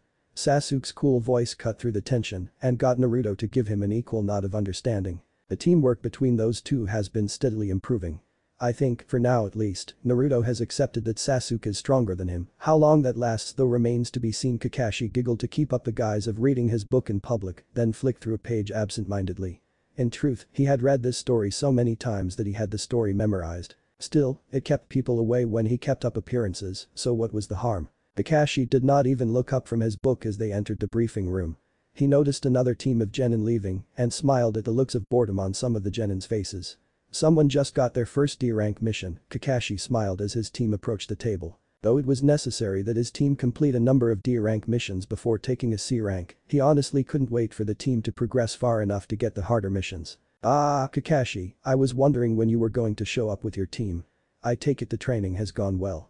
All three of Kakashi's subordinates were surprisingly quiet and well-behaved. I have to hand it to Tsume-san, those obedience lessons for Naruto were really damn useful. Kakashi nodded to the third Hokage, who smiled in return as he looked through his files. The training was successful Hokage-san, and I am now more than ready to vouch for the readiness of this team to execute any and all missions you deem them capable of. The third chuckled at that, looking over the genin carefully. Well, I have the perfect mission for your team Kakashi, especially considering that they managed to pick up one of your nastier habits about being tardy. Kakashi felt his gut clench suddenly as he turned a pleading look on his leader. The nin registration cards, the ones necessary for the ninja of this village, are all tardy for your genin. It seems none of them could be bothered to come in and get that done during their week off after graduation, and then they were all whisked off to some training mission that kept them busy as the third trailed off. He saw all three of Kakashi's students whip their eyes towards the man with a disapproving look on their faces. As such, they will need to have a day off to rest and recover, then come in and take their photos tomorrow. The day after, I'll be allowing them to begin taking missions, and their first will be filing their nin registration cards properly, along with re-registering all the others that have had to be held up while we waited on them. However, as they are freeing me and my staff of one or more onerous tasks, I'll give half the pay up front as a sign of generosity. Sarutobi felt his grin spread across his face as he looked at Kakashi, who seemed to be furiously trying to remain aloof of the situation, despite the 6 pairs of eyes that were boring holes into him. Kakashi gave a nod of confirmation before turning on his heel and leaving the mission hallway. As he did so, he soon found Naruto, Sasuke and Sakura following behind him, the sound of grinding teeth obvious. And remember Kakashi, next time I want their paperwork filed on time. Kakashi felt sweat beat the back of his head as he exited the Hokage Tower. Well, you all heard the mission brief, right? I think I'll even be generous and give you all tomorrow off as well from training, so after your nin registration is processed, you can just go home and relax for the day. Kakashi tried to keep his voice positive and upbeat as he stared down the murderous looks from Sasuke and Naruto. Hopefully that extra bit of relaxation will get them to forget about this letdown a little bit. Sakura still was rather miffed, but she seemed to be taking it better than Sasuke and Naruto had. You knew that something like this was going to happen, didn't you? Kakashi straightened a bit at Naruto's tone, the accusation biting deep into him. You must have known that we hadn't filed our nin registration yet, so why didn't you remind us? Isn't it the job of the Jonin sensei to remind students of important parts of ninja life? Kakashi just chuckled at that and rubbed the back of his head absent-mindedly. Well, you got me there, but look at it this way, you all just got your first experience with getting lost on the path of life. Kakashi moved quickly to the side as a tanto, arrow, and whip occupied the space he was last in a moment ago. Hehe, well, I'll see you all here the day after tomorrow then, take care until then. Kakashi disappeared in a swirl of leaves, deciding to leave his young charges to fend for themselves. That guy, I'm really starting to get the feeling that I hate that guy. Naruto grit out between his teeth, his hands still on his bowstring. No kidding, training us until we were up to his standard, maybe we should give him punctuality lessons until he's up to ours. Sasuke grit out, stooping to pick his tanto up from the ground. Sakura took that moment to stretch and yawn, winding her whip back into her pocket. Well, I don't know about you two, but this first paycheck of ours is burning a hole in my pocket. I think I'm going to go get myself a bit of a new outfit. Naruto sighed theatrically while grinning at Sakura. Give a girl a bit of money and she goes and blows it on clothes, eh Sasuke? Sasuke grinned and shook his head ruefully at his teammates. However, he did nothing to disagree with him. You want me repeating that to Hana-senpai? Naruto? She did say I could come over and work with her whenever I needed help. Naruto straightened and gave the girl a wide-eyed stare of fear. No, that's okay Sakura-chan. Just forget I said anything, okay? Sakura smiled but nodded at the boy. That's better. Alright, then I'll see you guys in a day or two. Bye Naruto, Sasuke-kun. Sakura turned and took to the streets, dashing off towards the shopping district. Well, looks like it's just the two of us now, eh Sasuke? Naruto turned to his right to see the boy was already missing. Sasuke. Damn it, I hate it when the bastard does that. Oh well, might as well go get myself something to eat. Naruto felt his grin grow as he looked out on the village. There are a few hours before mom would even expect me back from the mission, more than enough to eat a couple bowls of ramen. Naruto grinned to himself as he leapt into motion, streaking into the heart of the village. Sakura looked around the village, skipping to herself lightly as she twirled her whip absently in one hand. As she rounded a corner, she came across a local ninja shop that seemed to be having a grand opening sale. Well, that looks like the perfect spot to spend this money, Sakura thought to herself as she walked in. The sign said that they carried ninja outfit and clothing, which got the girl's eyes to go wide in desire. Ah. With a new outfit, I might be able to look professional and sexy for Sasuke-kun. Sakura felt her eyes go wide as she looked through the store. There were really good items in here, a lot of them were cheap, and the outfits looked great. As Sakura looked around, she found herself drawn towards the half kimono section more and more. One seemed to be calling out to her as she looked at it. The kimono was a deep red and cut off at around hip height. The sleeves of the outfit went to the elbows and there was white trim around the edges and center wrap parts. An obi wrapped around the middle was a caked blood red but was silky to the touch. There was a matching set of black shinobi shorts to go with it and it came standard with full body mesh as well as shin and arm plated guards. As Sakura looked at it, she realized that with the price tag she'd be able to afford 2 outfits and only because everything was half off. Still, this thing is incredibly awesome, I need to get this. Sakura memorized the number of the outfit and went up to the counter, her head spinning with the possibilities for the new style. Hi, my name is Tenten, welcome to the Aoyama Weapons and Ninja Gear shop. Sakura blinked as she looked at the girl behind the counter. She had on a pink Chinese dress, with brown hair and buns, and deep chocolate eyes. So, did you find anything you like? Sakura nodded to the girl, trying not to think how much she reminded her of a panda. Yes, I'd like 2 outfits of number 742 please. I like your dress as well, I've never seen one like it before. Tenten flushed at the girl, but nodded as she wrote down the number. Yeah, my dad and I are immigrants to the village. We moved here only recently from one of the small nearby countries, I'd say around 10 years ago or so. Sakura nodded and smiled at the girl. It was nice to talk with someone in her age group. Sakura hadn't realized it, but the sudden absence of her female compatriots from the academy was weighing on her slightly. Oh, that's nice. Sakura noticed the headband wrapped around the girl's waist and blinked at it in surprise. Oh, so you're a kunoichi as well. Sakura tapped the one on her hip next to her 9-section whip. Tenten nodded and then seemed to get a far-off look in her eyes as she stared at Sakura's waist. Sakura backed away slightly from the girl, a bit worried from the frenzied look in her eyes. Is that a 9-section whip? How long have you been training with one of those? Dad won't let me anywhere near one yet.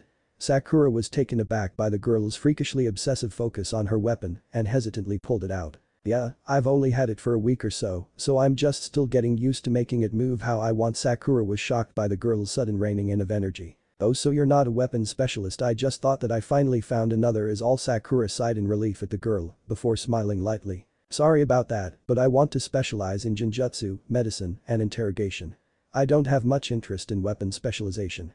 Tenten frowned lightly at the girl, but then seemed to perk up suddenly. Well, good luck with that. I'm glad to see another girl my age who's serious about ninja training. My dad thought I was crazy for pursuing ninja work, saying I was only in it for the chance to get with the shinobi boys. Sakura paled lightly at that and let out a bit of a forced laugh. I really have to thank Anko-senpai for helping me to get at least slight control over my fangirl nature. Sakura reached into her purse and pulled out her pay for the upcoming mission, handing it over to the girl behind the counter. Yeah, well, I have to be slightly serious with the guys I got on my team. Tenten laughed at that and shook her head in response. Trust me, I understand. Let me guess, one's a complete spazoid and the other has a real serious breeding attitude. Sakura giggled honestly at that and smiled as she took the clothes from Tenten. Yep, that sounds like the two of them, spot on. My name's Sakura by the way, we should meet up sometime to hang out. Tenten smiled and nodded. I'd like that. It gets a little bit tiring spending all my time with my team sometimes. If you want, I can hold on to some of those outfits, they aren't selling really well right now, so you can even get them on sale still if you come back soon enough. Sakura smiled and picked the bags up off the floor, turning to leave. That sounds great. Thanks a lot. Well, I'll see you later, Tenten. Tenten smiled and waved as the girl walked out the door. Sakura made her way down the street, her arms laden with her bags of clothes. As she approached her house, Sakura felt her stomach clench in anticipation. Please let them be out, please let them be out. Sakura carefully opened the door and was relieved to see a house empty of people. The girl sighed in relief and ran upstairs to her room quickly. She pulled her clothes out and placed them in her closet, then silently made her way downstairs.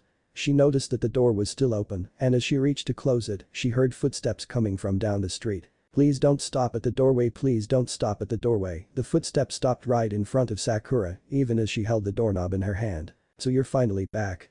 And from the look of you, you didn't even put that much work into your first mission. Well, those that don't work hard don't deserve to eat. That's the house rule, isn't it? Sakura tried to take a step back as a grizzled man walked into the house. He seemed to tower over the girl as he stood in the doorway. I ask you a question, damn it. The man's arm winged out and caught Sakura in the face, knocking her to the floor. The girl struggled to not show any emotion. Emotion was a weakness and was met with more punishment. Despite her best efforts, a single tear trailed down her face. Are those tears? Did my little love tap hurt your feelings? The man kicked the door closed behind him absently, turning a sneer on the girl. You know, I never feel bad smacking around shit like you, so worthless, oh little fight in you. It's no wonder you'll never make it anywhere. As a kunoichi, Sakura felt her hand tighten around the black snake whip at her waist and she slashed it in front of herself as the man approached to grab her. The whip snapped in front of her and for a second the man looked at the whip in astonishment. By the time he'd shaken off the slight shock of the genjutsu, he was alone in the room. She's getting a spine after all. I'll have to inform Danzo-sama of this. The grizzled man walked to the door behind him and closed it, locking it and settling down onto the couch. His face was a mask of nothingness as he settled into the couch, pulling out a small scroll to scribble notes in it. Sakura held her knees to herself as she sat in her room, fighting hard to keep the sounds of her tears down to a minimum. I can't believe I did that. When mom finds out she'll be so mad. Trying not to think of the beating that was awaiting her, Sakura fought to smother her outbursts as she clutched her knees to her chest. I wish Sasuke was here. He knows how to shut out the emotions. Maybe if I get close to him, I can learn how to do that too. Sakura kept trying to keep her tears in check as she sat against the door, keeping an ear out for the approach of footsteps. Naruto walked down the streets of Konoha, making his way further into the residential district. As he did, he noticed a smell coming from a small stand and smiled when he saw that it was selling ramen. Before he entered, he heard a familiar voice from outside and keened his ears to try to pick out who was there. I'm telling you, Mizuki, the kid picked up the Ichalocation jutsu like it was nothing. I swear, that Naruto kid is going to go farther than the Ichigo. Naruto felt himself begin to smile and feel his head inflate at that. I think you're seeing too much into it, Iruka. The kid's chakra is astonishing, and his teamwork with his fox is impressive, but I'm still going to bet on the Sharingan. Naruto frowned at that and entered the stand, a scowl set on his face. Kurama perked up from Naruto's shoulder, sniffing the air before jumping down onto the counter and yipping excitedly. Speak of the devil himself. Mizuki turned to see Naruto scowling at him as he sat at the bar. I heard what you said, Mizuki-sensei, and I can't wait to beat the bastard just to prove Iruka-sensei right. Kurama nipped at Naruto's hand playfully, getting the blonde to turn towards the offered menu. See, with that kind of spirit there's no way that Naruto won't end up being the best on his team. Mizuki just rolled his eyes at the two, smiling lightly as he looked them over. You two are really something, you know, acting like hopefulness will get you everywhere. Mizuki paid for his meal before standing up to leave. Iruka waved the other man off and turned back to his meal. Well, what'll you have, kid? Naruto turned to see an older gentleman with a smiling face and thin grey eyebrows looking at him kindly. He had a smile on his face and was wearing an apron and a ramen chef hat emblazoned with the shop logo. I'll have a large serving of miso ramen with a roasted pork fillet. The old man smiled and nodded to Naruto and turned to get his order ready. Hey, Iruka-sensei, sorry about that earlier, but Sasuke really has been annoying when he insists that he's better than me lately. Kurama barked in agreement, coming over to rest on Naruto's shoulders once more. It's alright, it's normal for boys your age to fight and bicker. Still, I hope you haven't let it get in the way of your teamwork. Naruto shook his head in the negative and gave Iruka a thumbs up gesture. Nah, me and the duckbit are getting along a lot better. Now we sort of reached a truce of some sort, so we're more supportive of each other now. Iruka smiled at that and noted with some surprise the bow on the boy's back. I'm glad to hear that. Say, did you already start picking up some weapons training? Naruto grinned in response, running a hand behind his head along the bow's back and idly checking the quiver at his waist. Yeah, Kakashi-sensei has us taking on weapons and some elemental training already. We just got back from a week of survival exercises with him, Hanani-chan, and Anko-senpai. Iruka turned a surprised eye on the bow, but nodded in approval. Well, since you're improving so quickly, how about I treat you to ramen this time? The boy turned smiling eyes on Iruka and nodded in response. Thanks, Iruka-sensei. You know, you always were one of the best for making sure that we all worked hard. I really appreciated the time you took with us at the academy. Iruka flushed slightly at the boy's compliment and leaned over to ruffle the boy's hair. Kurama yipped in surprise at the movement but looked to agree with Iruka's contact nonetheless. Well then, here's to hoping that we get a new best customer out of this deal. Here you are, kid.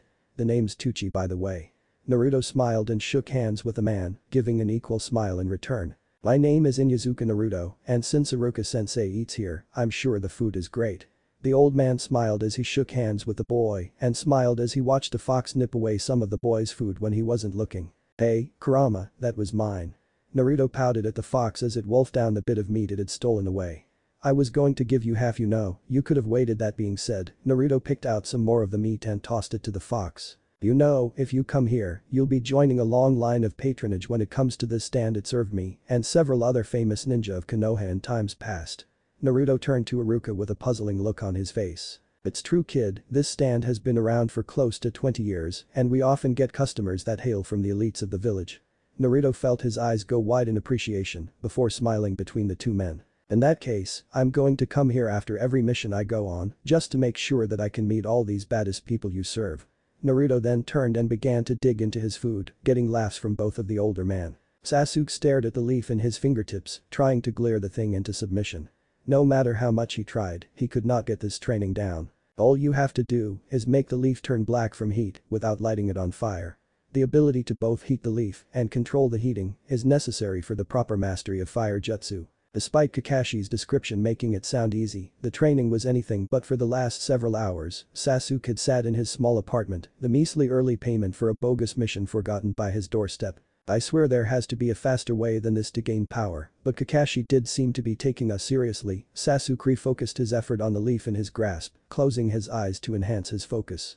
When he opened them again, he smirked at seeing a small corner of the leaf near his fingers blacken. As his smirk grew, he felt his focus slip and suddenly the leaf burst into flame, causing Sasuke to drop the thing suddenly. Damn it, now I have to start over again. Sighing, the last of the loyal Uchiha reached into a bag of leaves he had and pulled the next one up to start with. Alright, now I just have to not burn a leaf. Sakura looked outside her window, noticing the light had started to fade. She had heard her adoptive father sneak into the bedroom on the first floor an hour ago and most of her tears had stopped by now. With any luck, she could make it down the stairs and nick some food from the kitchen. Standing up, the girl held her breath, then released it in a slow, even process. Once we start taking missions, I can move out on my own. If only Sasuke would rescue me from this, he'd never get beat or hit, he's too good for that. Sakura shook her head to clear it from her musings, turning to silently open the door to her room. With practiced steps, the young girl made it down the stairs and turned towards the small kitchen. This was the hardest part, as the kitchen was right next to her foster parents' room. Though they had never told her that they were her foster parents, Sakura knew her time in the academy had taught her a little about genetics, and once she had learned enough to realize that her parents could not have passed on her strange hair and eye color, she had become very distrusting of her home condition. As Sakura quietly entered the kitchen, she made sure to keep an eye constantly on the door to her foster parents' room, her senses honed for the slightest sound of movement. If I get caught, it's 2 nights without food. I have to be careful, as I won't get another payday for the next 2 days. Sakura moved forward and placed her hand on the fridge, slowly opening it to look inside. There were a few large bowls of rice and a couple things of cooked beef and chicken. Grabbing a couple of the things quickly, the girl closed the fridge silently and turned to leave the kitchen. As she did, she heard footsteps approaching the door to the house and quickly flushed herself into one of the shadows behind a plant in the living room. She hit herself with a slight hinge and prayed. The footsteps continued to approach the door and stopped in front of the house. The girl felt her breath catch in her throat. The sound of a lighter was heard and the footsteps moved off with the sound of a man taking a smoke. Sakura let out her breath slowly and evenly before turning and fleeing up the stairs. The morning rolled over the Leaf Village early and bright. Sakura found herself rolling out of bed and smiled as she pulled on her new wardrobe. That bastard didn't try anything last night either, so that means I'm not going to get into trouble for using the whip to run away. Maybe it makes them think I'm more competent than I was. Before Sakura pulled the mesh armor over her torso and waist, feeling it settle onto her limbs heavily. The kimono wrapped around her well, and before long her hair was up behind her head in a loose knot. Looking over herself, the girl nodded once, finding the new look was professional, while still managing to be stylish. Sakura pulled the plated arm covers onto her arms and then looked at herself in the mirror, where she smiled at the reflection. For the first time since she started her ninja training, she looked serious and determined about her career. Why did I even start the training in the beginning, before I decided to compete with Ino for Sasuke? Sakura found herself looking in the mirror, feeling the pain of old memories pull at her psyche. Shaking herself harshly from the troubling thoughts, the girl strapped both of her whips to her waist before turning to leave. She pulled open the window near her bed and then disabled the trap she had set on the outside. She reset it before turning to leave, jumping across the rooftops towards the Hokage Tower. Maybe if I get my picture taken care of earlier in the day, I can spend some more time hanging out with Tenten this afternoon. Sakura smiled at the thought and sprinted towards the Hokage Tower. Naruto yawned as he rolled out of bed and stretched. He grinned to himself as he scratched Kurama idly behind the ears.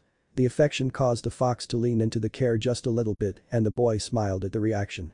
Naruto lazily went about pulling his outfit on, turning to look at the empty bed of his brother. It hurt to admit that Kiba had gotten a C-rank mission before him, but still the boy had been a ninja just as long as him and it was a C-rank within the village, so he had no reason to worry. Still, I wanted to show off my bow to him, maybe get him to finally stop it with all that little brother crap. Naruto frowned as he stood up and stretched before going about his regular morning routine.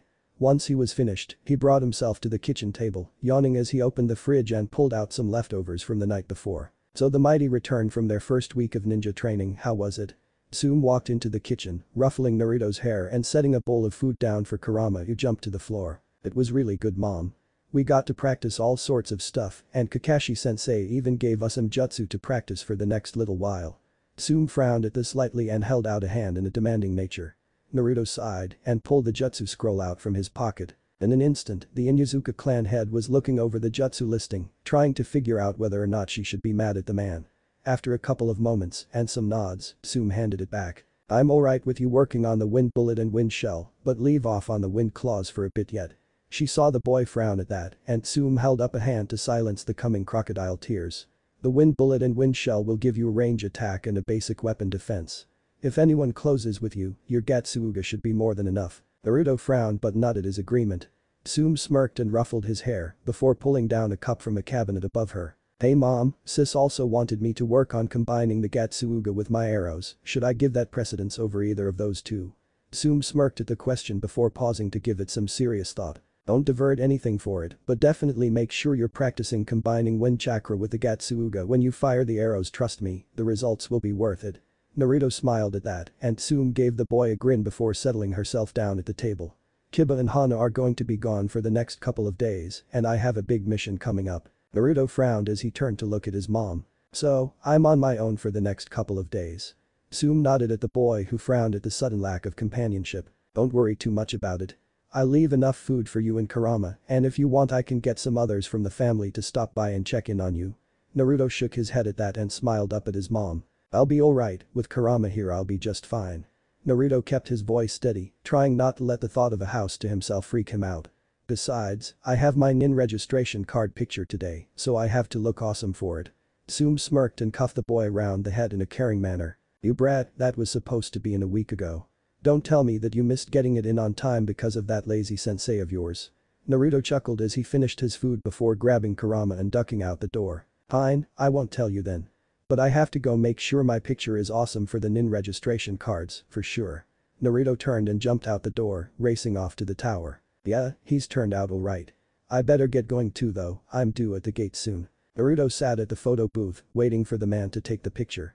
Are you sure you want to take the picture this way, kid? Once I take it, there's no going back. Yeah, I'm sure. Just take the damn thing. Naruto growled out, focusing on making as feral a look as he could. As you wish, the short man grumbled and bumbled behind a curtain, getting an old camera to work as he looked through the viewscope, just don't regret it. Okay, smile. A camera flash later captured Naruto, with a transformed Kurama standing back to back. Both of them had a cruel grin on their faces, and their whisker marks were stretched to the extremes. The slit eyes and red color made the boy look completely monstrous. Hiruzen Sarutobi fought back a sigh as he looked at the image in front of him. Well, at least he wasn't wearing some crazy face paint or something still, with a caption like that. The third did sigh the second time, and he shot the boy a disgruntled look. In this picture are the handsome and devilish foxes of Konoha, Inuzuka Naruto and the great Kurama. With a title like that and those eyes, there's no way that some of the more paranoid people won't start making guesses about what the boy might hold. Not that I thought we could keep it a secret much longer. Sarutobi took a draw on his pipe and fixed the boy with a stronger look. Plus, from the way he's ignoring my disapproving glances, he'll probably refuse to retake it. Oh well, nothing ventured, nothing gained. Setting the pipe aside, the old man hardened his look on the boy before clearing his throat slightly. Retake the photo. Naruto shot the old man a dirty look and huffed. And why should I do that? I know Kiba took his photo with Akamaru transformed, so why should I let him get all the fun? Sarutobi drew back at that. The boy had a legitimate point, and countering it would be necessary if he was going to get the photo retaken. Your forehead protector's not anywhere in the picture. Naruto frowned at that, before noting that the old man was right. His forehead protector was located around his waist, and while Naruto was fairly sure that things like that were allowed, he still was slightly unsure on the rules. So, if I put the forehead protector on my arm and retook it, then it would be okay. The third fought off sighing as he tried to figure out how to explain that a transformed Naruto just would not be alright in the shinobi data books. As he was about to do so, a small creak echoed from outside the room. Turning in time to see a familiar skull cap of leather, the third heaved a small sigh in preparation. Here it comes. 20 in one day is a little ridiculous. Hide me, you old geezer. A small boy with a blunted rubber shuriken ran into the room. His eyes were beady, and he was missing a tooth that had obviously recently fallen out. His hair was sticking out of a small skull cap and he had a large scarf wrapped around his neck. Naruto felt himself stiffen as he took in the odd image of the boy while he was trying to assess whether or not the kid was an actual threat. Just as Naruto was about to stand up, the boy fell to the floor, planting his face like turnip. That brat can never be a threat to the Hokage. As Naruto thought this, a voice called out from outside the door. Oh no, not again. Ah. There you are, honorable grandson. A tall Jounin darted into the room. His eyes were set behind a pair of black shades, and he wore a standard all-black shinobi outfit with a leaf headband strapped around his forehead. Damn it. Who set a trap? Naruto looked between the loud kid and the taller Jounin, clearly lost as to what was going on at the moment. Are you alright? And there isn't a trap anywhere. The older man adjusted his glasses, storming into the room. Who the hell is this kid? He's really freaking annoying, Naruto puzzled, trying to figure out just what was happening. Kurama at that point jumped down from Naruto's neck and started growling at the boy. Hey, what's with that face, huh? The kid on the floor jumped up and ran over towards Naruto, drawing the older Jounin's stare. So, an Inuzuka, huh? Just my luck, running into one of those mangy mutts. The older Jounin's face held a look of utter disdain as he looked at Naruto. It must have been you who set the trap. The kid came up and tried to grab Naruto to pull him down to his level, only for the larger boy to hoist him up by his scarf. I didn't set any trap, you tripped over your own 2 feet, you idiot. Kurama barked in agreement at that, turning to growl at the larger Jounin at the same time. Hey, you Inuzuka mutt, let go of him right now. That's the Hokage's grandson. Naruto turned his gaze from the kid he had in his hands to give the Jounin a once-over. Yeah, he looks like the obnoxious type that would look down on our clan. Yeah, that's right. Go ahead and punch me. The kid in Naruto's arm grit out, a look of anger set on his face. Now that he knows who I am, he won't dare hurt me. Heh, he's just like Ebisu-sensei and everyone else. The kid was so lost in his own thoughts that he missed Naruto cock back an arm before smashing it down on top of his skull. If you're the grandson of the Hokage, then you really need to have some better manners beat into you, you idiot. Ebisu blanched at the attack. No way. He just hit Konohamaru. Before he could say anything, he heard a sigh from the third. Ebisu, take the day off. I think my grandson here has had enough studying for today, so Naruto, I'm assigning you the solo mission of taking care of him for the day. Naruto turned to give him pleading eyes. But I was going to train and stuff. The Hokage gave the boy a questioning look and held his registration page over a small trash can near the side of his desk. You'll really make me retake that if I don't do this, won't you? The third nodded, to which Naruto let out a huge sigh in return before turning to give the brat next to him a foul glare. Alright, come on kid, let's get out of here. I'm going to leave first and your job is to try to sneak up on me, okay? Naruto directed this to the small boy next to him who was still idly rubbing his head and sighed. If Kiba ever hears about this, he'll never let me live this down. Kurama just barked idly before settling back atop Naruto's shoulders. As complacent as Kurama looked, it didn't stop the fox from growling slightly at Ebisu as they left. Naruto groaned as he peeked to look behind him.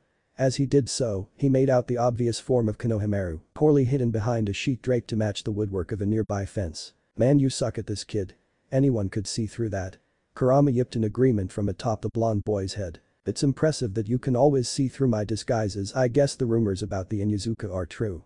Naruto fought back the urge to yell at the brat again. Just because I'm Inuzuka has nothing to do with this. The brat just plain sucks. Naruto fought the urge down to yell once more as the kid approached him. Hey, I'll make you my leader. My boss. Naruto frowned down at the boy, a puzzled look on his face. And in exchange Naruto gave the boy a frowning looking once more. Please teach me some awesome moves so I can defeat my grandpa. Please boss. Boss, I'd actually get to be in charge of someone for once. Well, I do know that the Hokage reads those same books as Kakashi-sensei, so he might be a bit of a pervert and it would get the kid to master the transformation jutsu, so. Lord Hokage, are you sure it was wise to trust Konohamaru to that Inuzuka? The Hokage merely chuckled at Ebisu before lighting his pipe once more. I wouldn't worry too much about it, Ebisu. Besides, you look like you needed a break anyways. Ebisu frowned at the Hokage, looking like he wanted to say more.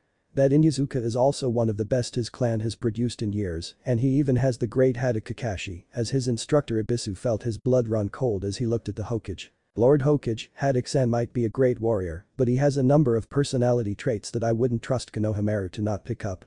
The Hokage blinked at the man, asking him to continue. He's a well-known pervert and habitually tardy. What would it do to Konohamaru's image if he started to pick up those traits? Before the Hokage could blink, Ebisu had worked himself into a tizzy over the various disreputable behaviors that his charge would acquire. Wait, it really won't be. The Hokage was left speaking to an empty room. Problem. The third sighed and took a long drag on his pipe, idly waiting for the next team to come in for a mission request. Still, that is the 20th attack in one day, and Ebisu has a point about Naruto being apprenticed to a pervert. Hopefully Konohamaru won't pick up something incredibly stupid from the boy. Looking around briefly, the Hokage pulled out his crystal ball before he set it spinning to the hot springs of Konoha. Oh well, might as well enjoy a view or two while I wait for the next team.